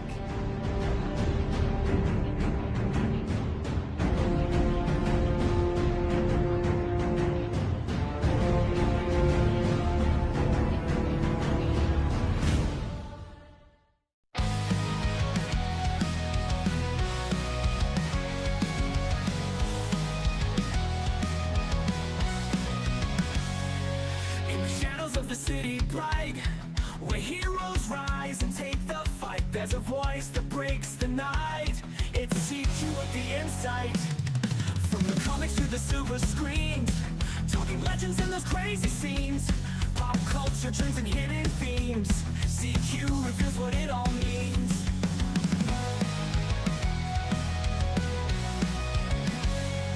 From the comics to the silver screens, talking legends and those crazy scenes, pop culture trends and hidden themes. CQ reveals what it all means. Pop culture warrior here to ignite, guiding through the tales of light, with CQ leading the charge so bright. We're ready for another flight. Pop culture warrior here to ignite, guiding through the tales fight. We're ready for another fight.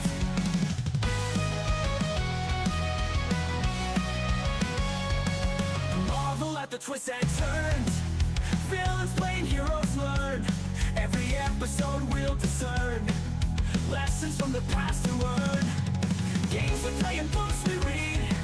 CQ's list of what we need. Memories that make us bleed. Together we will take the lead. Pop culture warrior here to ignite. Guiding through the tales of light. With CQ leading the charge so bright. We're ready for another fight. Pop culture warrior here to ignite. Guiding through the tales of light. With CQ leading the charge so bright. We're ready for another fight.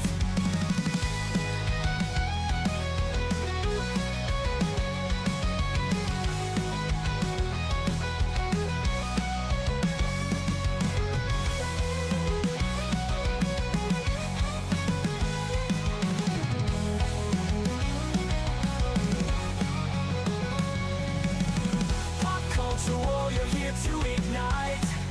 Guiding through the tales of light. With CQ leading the charge so bright. We're ready for another flight. Pop culture warrior here to ignite.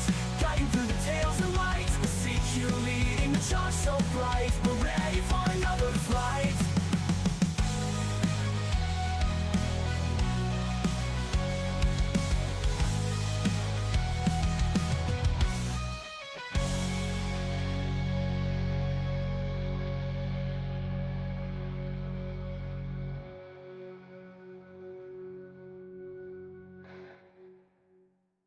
Hi there. You're watching Pop Culture Warrior. This is the way.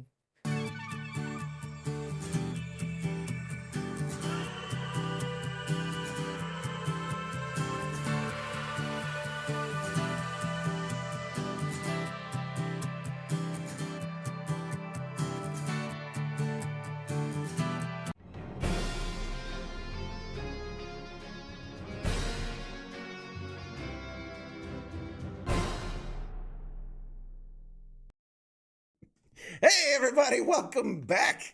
Welcome back. Let's cross our fingers and hope Mad Mike isn't there. Let's bring him up and see if he's around.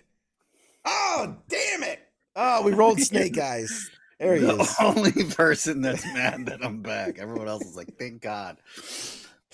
Damn it, Snake Eyes. Gosh, I gotta stop gambling. I should have just left that camera off and just been like, Mad Mike's not gonna join us tonight. He's whatever, he's busy. Did you ask him what that Arnold Schwarzenegger clone movie was? Guys in the chats, we cannot figure out. There's a movie out. If only there were a way to figure this out. It's a movie with Arnold Schwarzenegger, and he plays a clone. I'm pretty sure it's Total Recall. I don't think that happened. It's either Total Twins. That's the one I'm thinking of. Yeah, Twins. Oh man, God bless it. God bless it. But once again, I want to thank my. That guy do. I want to. What can he do? He's like a chameleon. I want to thank my guest Dewayne White, Shannon, if you're feeling freaky, for coming on and talking about his special. I did see it. It's really good, and if you like comedy, if you like military. It's military and it's comedy. It's a little got too many different names and none of them have the actual in it, so I don't trust them. It's got to be a scam. It's got to be a scam. Yeah. I only trust things. Fool me once. You know how many King Smiths I follow? Fool me once, twice, thrice, thrice, fourth. But that's why you watch the actual Pop Culture Warrior on the actual Tuesdays with the actual Mad Mike and the actual CQ. We're gonna do a fucking parody thing next week. Next week, I I'm have changing the ambition and the willpower to do all that work. I can whip up a logo with the actual across it very easily, very very easily. In We fact, should have saved that. We're not live. I just had a thought. What if, go with me here, right? New t-shirt. It's like blank t-shirt or black or whatever color t-shirt. But you know, like the "Hello, my name is" kind of sticker. You have one of those, and it's the actual, but it's blank, and you get to write in whatever you want in it, and it'll be like the actual shirts. So you like I can make the actual, and then put CQ, like it'll have the white space, and then you put Mad Mike. Dude, I could mock that up. I could mock that up. Can you do it like where they can print it? Like, so you type in what you want on that. Well, that's not you're in there. Now you're getting a little crazy with it. You got two fucking options. It's goddamn America. Fuck. It's too that now you're inputting things that's going. I'm saying it'll have a blank space where people can just fill in whatever they want on it. I'm just saying, if you want to be subpar, that's fine. Fucking that's. Have you not watched this show? Like, trying to make this show great again. Fucking Elon Musk up in this bitch. Listen, Doge, dude, we will not affect the efficiency of this program. Sorry, Schumer. I didn't fucking realize. We are at maximum efficiency. Let me tell you something. At this show, we are let me zoom in here. We are at maximum efficiency on this program. All right. Maybe 99%. Like, there's always room for improvement, but maybe 99%. Yeah, we're there. We could talk about like fucking pop culture and shit, but okay. There was one story I definitely wanted to talk about before we call it a night. We talked about this. Might as well talk about one show. We'll talk about something. We'll talk about one, but okay, fine. If you're gonna pull my leg, we'll talk about one pop culture related thing tonight. Yeah. One. You're making them go above the fucking bottom efficiency. We are now at 102% efficiency. We are dangerous territories. We are in the red. Okay, we are in the red all the time, folks. Oh God. Let me check my dial here. Yeah, okay, we got time. Check my Pip Boy. Yeah, we're good. Radiation levels are radiation levels. Are we tracking? We're tracking. Yeah, we're good. We won't die for a little bit. We're the good. Gator through the roof. through the roof. Broke. We tapped out. It broke. The thing's off the charts.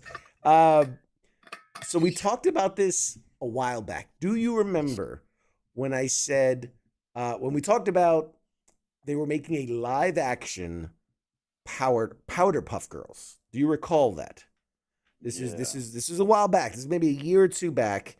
They were going to do a live action. Have like people that were going to play on this shit. Oh, scripts were written. People were Chloe Bennett, who was famous for playing Skye in Agents of S.H.I.E.L.D., was going to play Blossom, Buttercup, Bubbles. Yeah, Blossom, whatever.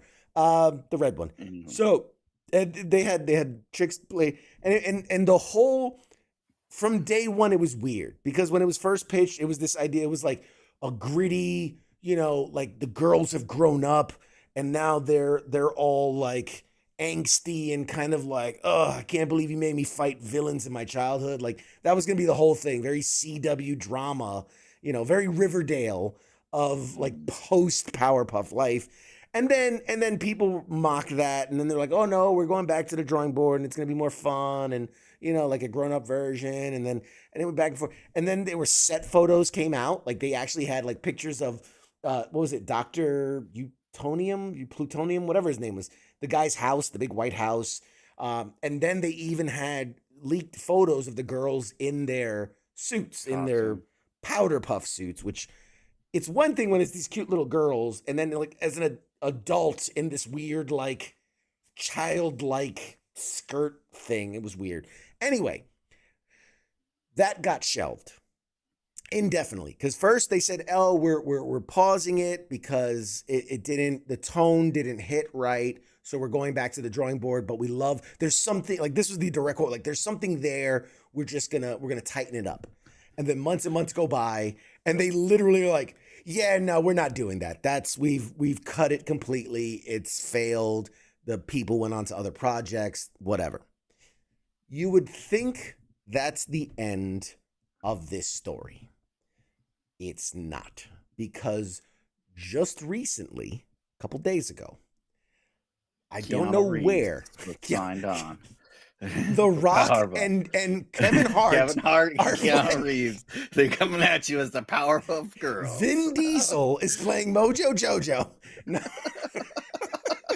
This shit just got a whole lot better. Some fucking Shit got executive right real now good. just snorting. Jack Just Black. snorted a whole line, and he's like, "Holy fuck, that's an amazing idea! I'm gonna make that shit happen." Jack Black and Jason Momoa will be playing all three girls.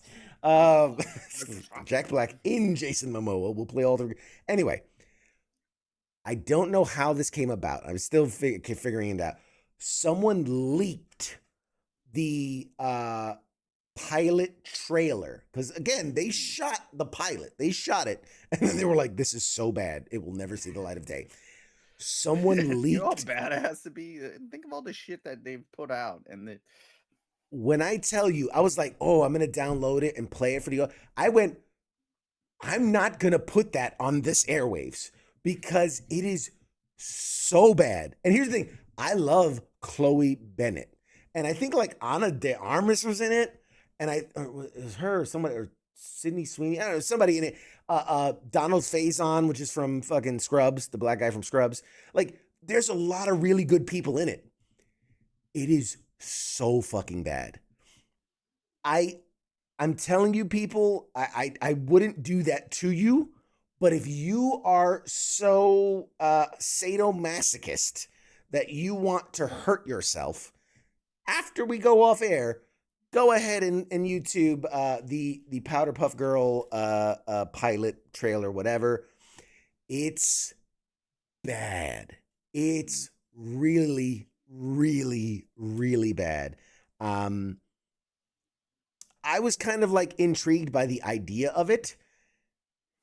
And then I saw the trailer and I'm worried I'm going to have nightmares. I'm worried I'm going to have absolute night. It is so much.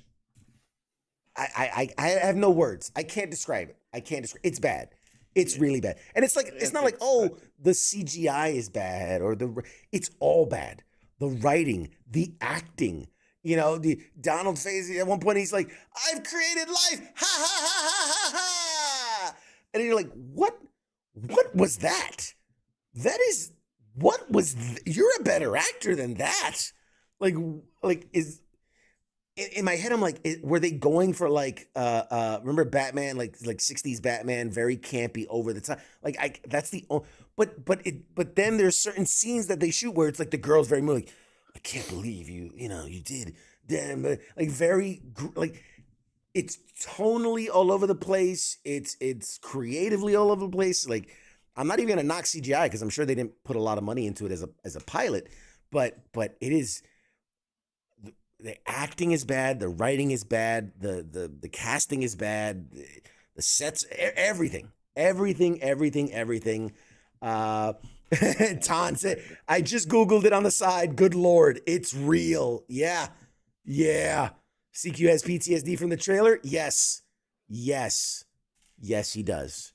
That hurt me in a way. Like think the first Sonic trailer, bad Sonic. Ugly Sonic, think that, and you would call that Oscar worthy compared to Powderpuff Girls trailer, series trailer. James Marsden is a fucking American hero. God damn it!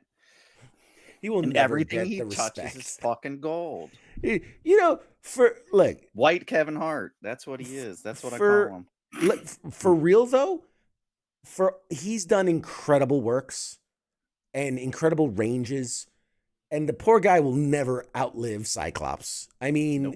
That's what I refer to him as. Every fucking thing. I'm surprised I remembered his name right. Yeah, fucking dude. Him in I Westworld only did it for the joke. Otherwise, I call him Cyclops. Yeah, him in Westworld, phenomenal. Like, he was great in that. What was the court TV? The fucking Jury Duty. He was hilarious in Jury Duty. I just saw it, like, it was bad. That Unfrosted movie, the Unfrosted movie, which was a don't. Powerpuff Girls trailer. Yeah, don't.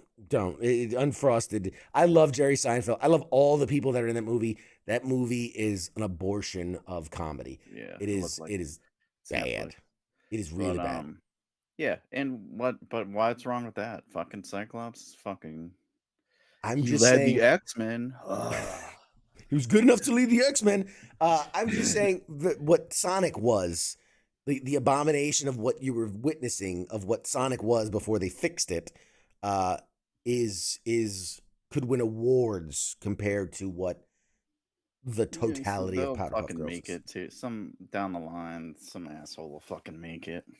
So this is the article that drew my attention to. It was the canceled CW live action Powerpuff Girls series, Powerpuff, has unexpectedly resurfaced as its trailer leaked online, revealing a bizarre take on the beloved cartoon that confirms why the network ultimately shelved the product. The footage showcases an adult-oriented reimagining where the now grown superhero trio inadvertently caused the death of Mojo, portrayed as a human character rather than a monkey. Set years after this incident, the leaked trailer depicts a world where Mojo's son, Jojo, serves as mayor of Townsville, and the estranged heroines reluctantly reuniting despite having abandoned their crime-fighting personas for drastically different levels. As the trailer reveals, Buttercup became a firefighter, Bubbles descended into alcoholism while pursuing fame in Hollywood, and Blossom completely disappeared from public life following their tragic mistake. It's so bad. The whole idea of disillusioned 20-somethings, resentful of their childhood sacrifice of crime fighting. It's so bad. It's CW. Like that's Oh, part of the course, honestly. I mean, I would have taken like Birds of Prey over this. Like it is so tragically bad. But anyway, Choose not to watch CW. That's when it's it's a taken male adult with testosterone, so not welcome there anyways. Did you see the new trailer for this? Came out of nowhere. Never heard of it until I literally saw the trailer, called The Bondsman. It's the new Kevin Bacon film. Oh fuck! I sent it to you, fucking douchebag. Well, that's what I'm saying. Did you see it? Yes, yes. Before you sent it to me, Freaking did you awesome. see it? It's Yes, I watch it, and then I just send you stuff without watching it. You're like, oh, Here, look, check a this link. out. I don't know about it. I don't know if this link is Let real me know or what you not. think and get back to me. I don't have time to watch it. Let me know if this hacks your computer. I want to check before Is this a I click on virus? it. It doesn't say the actual Kevin Bacon on it. Yeah, the actual. It looks good. I'm always a bit because things can look good and really not be. This reminds me of, remember when Ryan Reynolds and what's his name in R.I.P.D. Yeah, this is very much this. So for people at home, the premise of The Bondsman is A lot more badass. he's a bondsman and he gets killed and he signs a deal with the devil basically to come back and hunt demons who have escaped hell. It's basically R.I.P.D. But this looks good, whereas R.I.P.D. was very over the top silliness.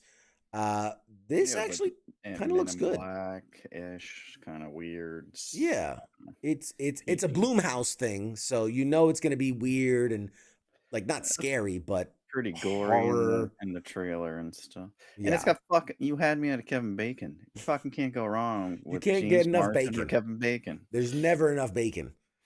There's a reason they haven't put James Marsden and Kevin Bacon in a movie together. World can't handle it. No, it would self-implode. It would just be semen all over the place. In fact, have you ever seen Kevin Bacon and James Marsden in the same room at the same time? Mm-mm. I'm just saying. Just saying. Just saying. Putting it out there. Just putting it out there. You may not be on air next. We're blowing shit up here. When we're call it Elon's. we're maximizing efficiency in Hollywood, baby. Put the two of them in a movie. Conspiracies. draining the swamp here. Oh man. Billy wants to know, have we heard any news about the Legend of the White Dragon? Yeah, that shit was supposed to be out like 7 years ago. He asks the same question every fucking show. I mean, I feel, because honestly, at this, like, I was into it. Like, I was interested in seeing it when he was alive, when Jason David Frank was alive. Then when he died, I was really interested. Now I'm like, I really want to see it. But definitely coming on now. Now we're so far past it that I'm like, I think it's going to lose all appeal of what it might have had at any given. I mean, he died and all. Somebody said, well, he kind of died and all. But yeah, but they said they were going to still they said they were done filming it. Like when he died, they were done filming.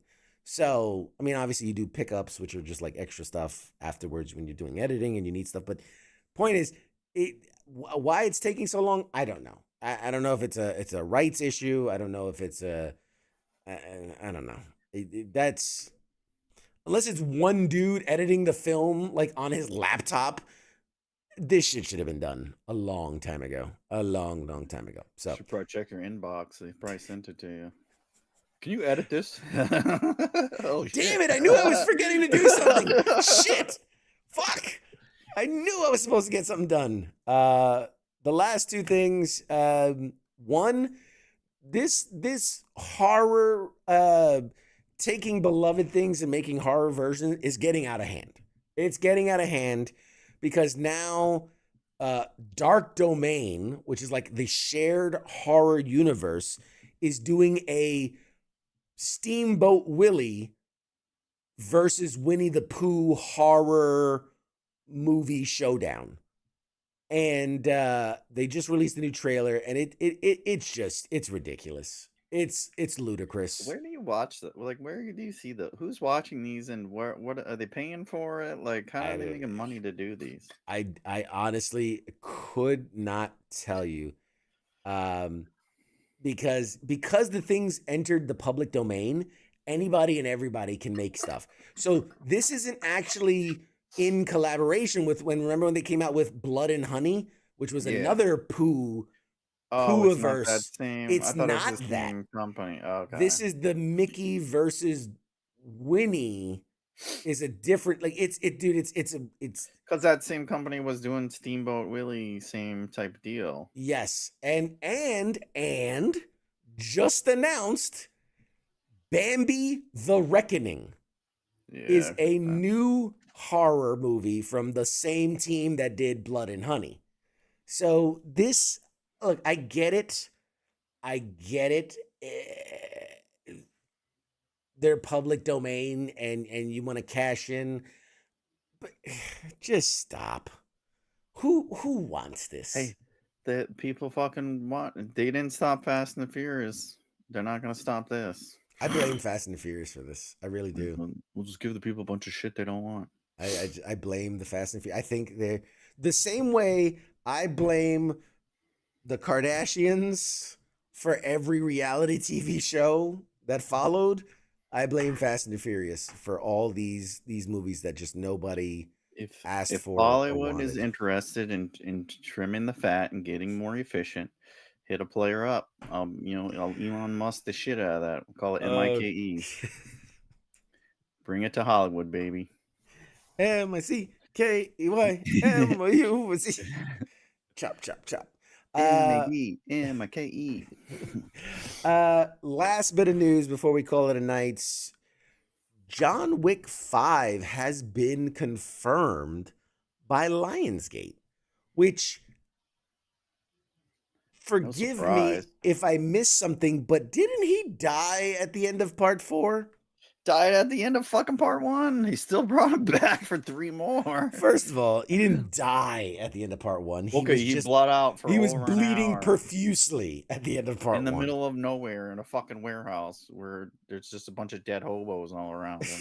He was a vet. There were dogs and vet supplies. He patched himself up. Nobody goes to the fucking pound. They don't got no supplies. They're always asking for donations. Oh, God. So... after John Wick Chapter 4, the franchise first expanded into the TV series, The Continental, which that didn't go anywhere. Up next is John Wick Ballerina, a John Wick universe story, which is going to hit theaters in June 6th. That movie takes place before Chapter 4, which is why Keanu Reeves will reprise his role as John Wick shortly in just a tiny bit of that movie. But just announced, this comes from Brown, who was Jennifer Brown, EVP and head of global products and experiences at Lionsgate. She says, this world continues to grow and expand in incredible ways. Up next, of course, we have Ballerina, which is our first spin-off movie. And we can't wait for the release of that to the world. Of course, we've announced we're working on a 5th John Wick film. And then there are more spin-offs to come, a TV series, and a video game.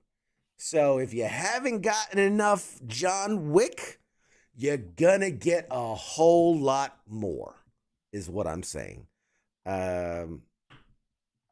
She was pressed about like, well, I thought he was dead. And they're like, well, we're developing a 5th and we'll see what happens. Like, that's not how you answer a question, but she's like, well, didn't they die? We're going to do a 5th. We'll see what happens. They bring him back, but why not bring back the fucking dog? No, that dog dead. Yeah, dude, that's dead. you want an M. Night his wife? I was saying, you want like an M. Night Shyamalan type of twist? After all this shit, it turns out the dog He's wasn't really dead. and the dog's alive. The dog's alive. The dog killed everybody. Man, he would have protected me. He's like in the basement or whatever. He found the box of treasure and he's like peeing on it. No, but this idea of like this whole shit, it started on a revenge quest, and it turns out dog was fine. Dog was totally fine. It woke up and went back and was like, "Where's John?" And just and he killed all these people for no reason. And he got a concussion and he forgot about the dog and then starved to death or whatever. Oh man, a John Wick Pet Cemetery crossover. Yes, nice, nice. Yes, patent pending. Trademark, called it. Dibs, trademark, dibs. Gotta milk the franchise for every last cent. Yeah, no kidding. Yeah, man, buddy. It's Hollywood, man. Neo was going through a training program. Yes, that's, I mean, technically. It'll never be the same without Lance Reddick. I mean, don't get me wrong.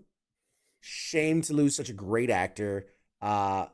His character was killed off anyway. So, like, we just said it doesn't fucking mean anything. Everybody gets to come back. They play you get fast to be and loose with people dying in you this get shit. resurrected. That's why he kills so many people. He's like fucking Batman, dude. He's coming back to life mysteriously. You get resurrected, and you get resurrected. Well, dude, in this world of assassins, really Jesus, and he's the holy bullets. It's an anagram for just Jesus. killing their sins. He's just taking the sins away. It's really painful. God damn it! Patent pending. Trademark. Trademark. Dibs. Dibs. Trademark. Shit tonight for free.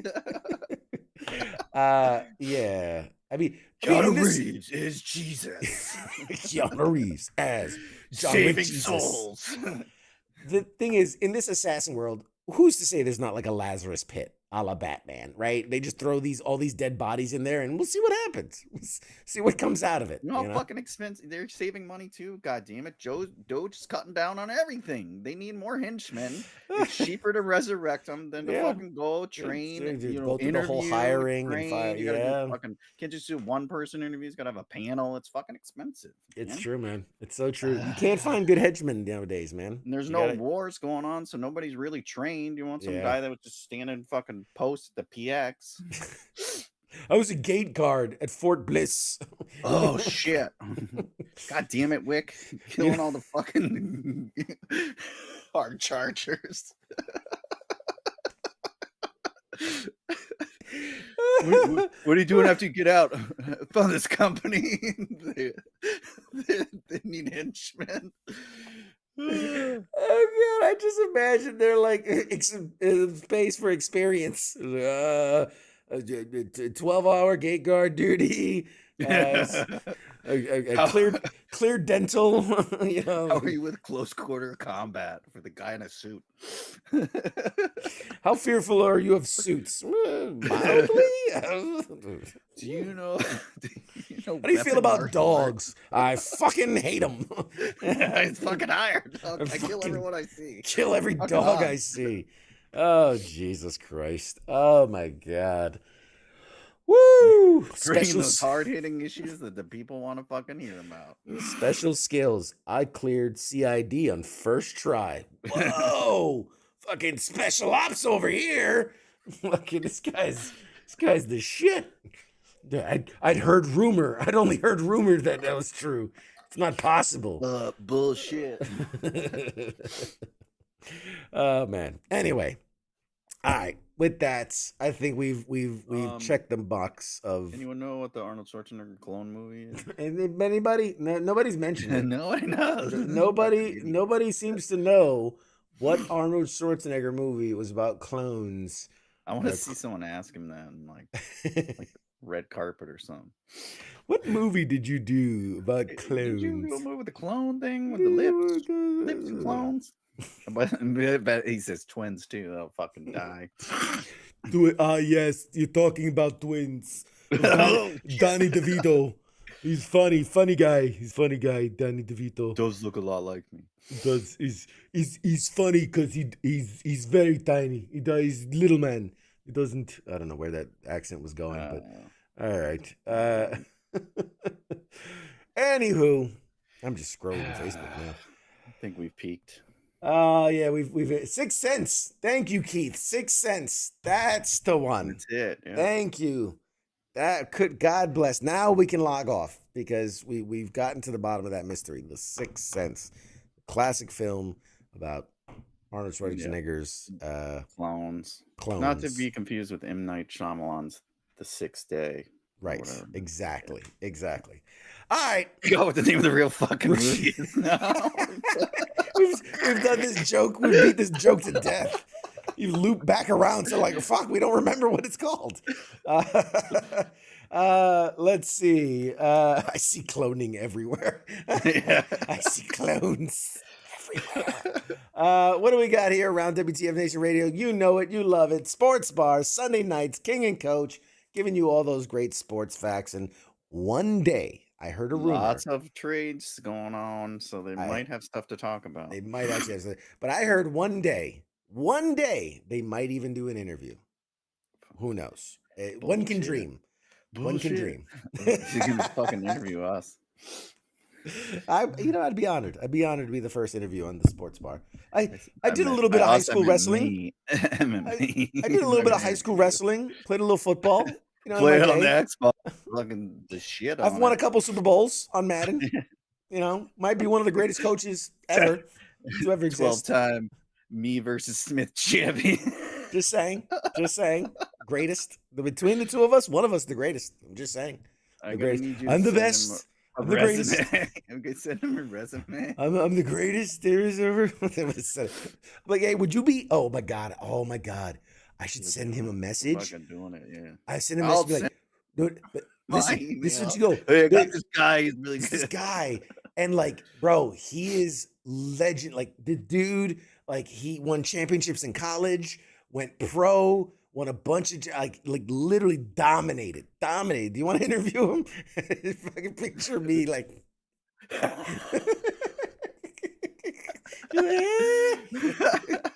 Oh God, that would be too funny. Hopefully the King Smith's not watching. Maybe one of the fake fucking ones. Logged off. He does what I do. The actual is not on. Anyway, Monday edition. Ice, Massey, news, commentary, discussion, everything that's happening in the world. A lot to keep up with. I mean, I can't. It's too much. Tuesdays right here in this box. This is Pop Culture Warrior. You're welcome. As I'm gonna leave it. You know, you're welcome.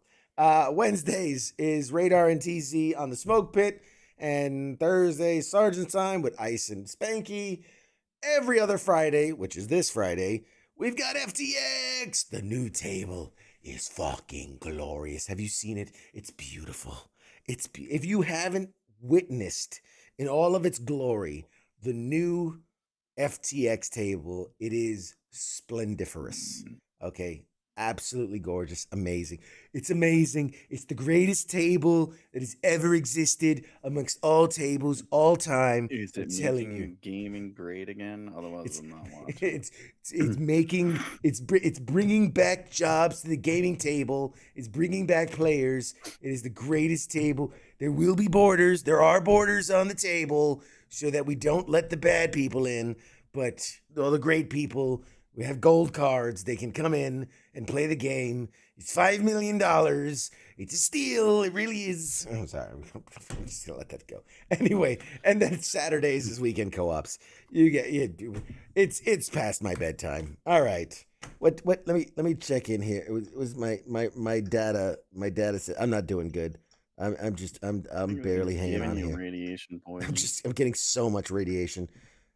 Which one of these is like a radiation detector? Where'd the radiation detector go? Bezos is just sitting there watching you jerking Don't didn't tell you when you bought it. Don't threaten me with a good time. Diagnostics? Nope, not diagnostics. Oh, there's the radar meter. Let's check in on the. Oh Jesus! Oh, it's in the red. Guys, this is bad. That's bad.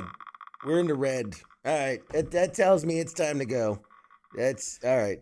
That about wraps it up. Mad Mike, anything for the fine folks at home? No, I'm good. I did enough. I've entertained enough. I'm not a fucking monkey, a puppet. Tell me a joke. Oh God! All right, Dancing ladies and for you gentlemen, people anymore. we've done enough. It's a good night. All right, guys, we'll see you next week, and tune in Friday. FTX. It's gonna be a good time. Maybe. Why do you say it like a question? Tune in Friday. Tune in Friday. It's gonna be a good time. I don't know what to do with my hands. I don't know. Why is my voice going so high? What are you? Are you using the table, or are you fucking playing Twister or something stupid? We're You got using the table. We got. We're doing Ring Around the Rosie. It's gonna be great. It's gonna be great. Four square.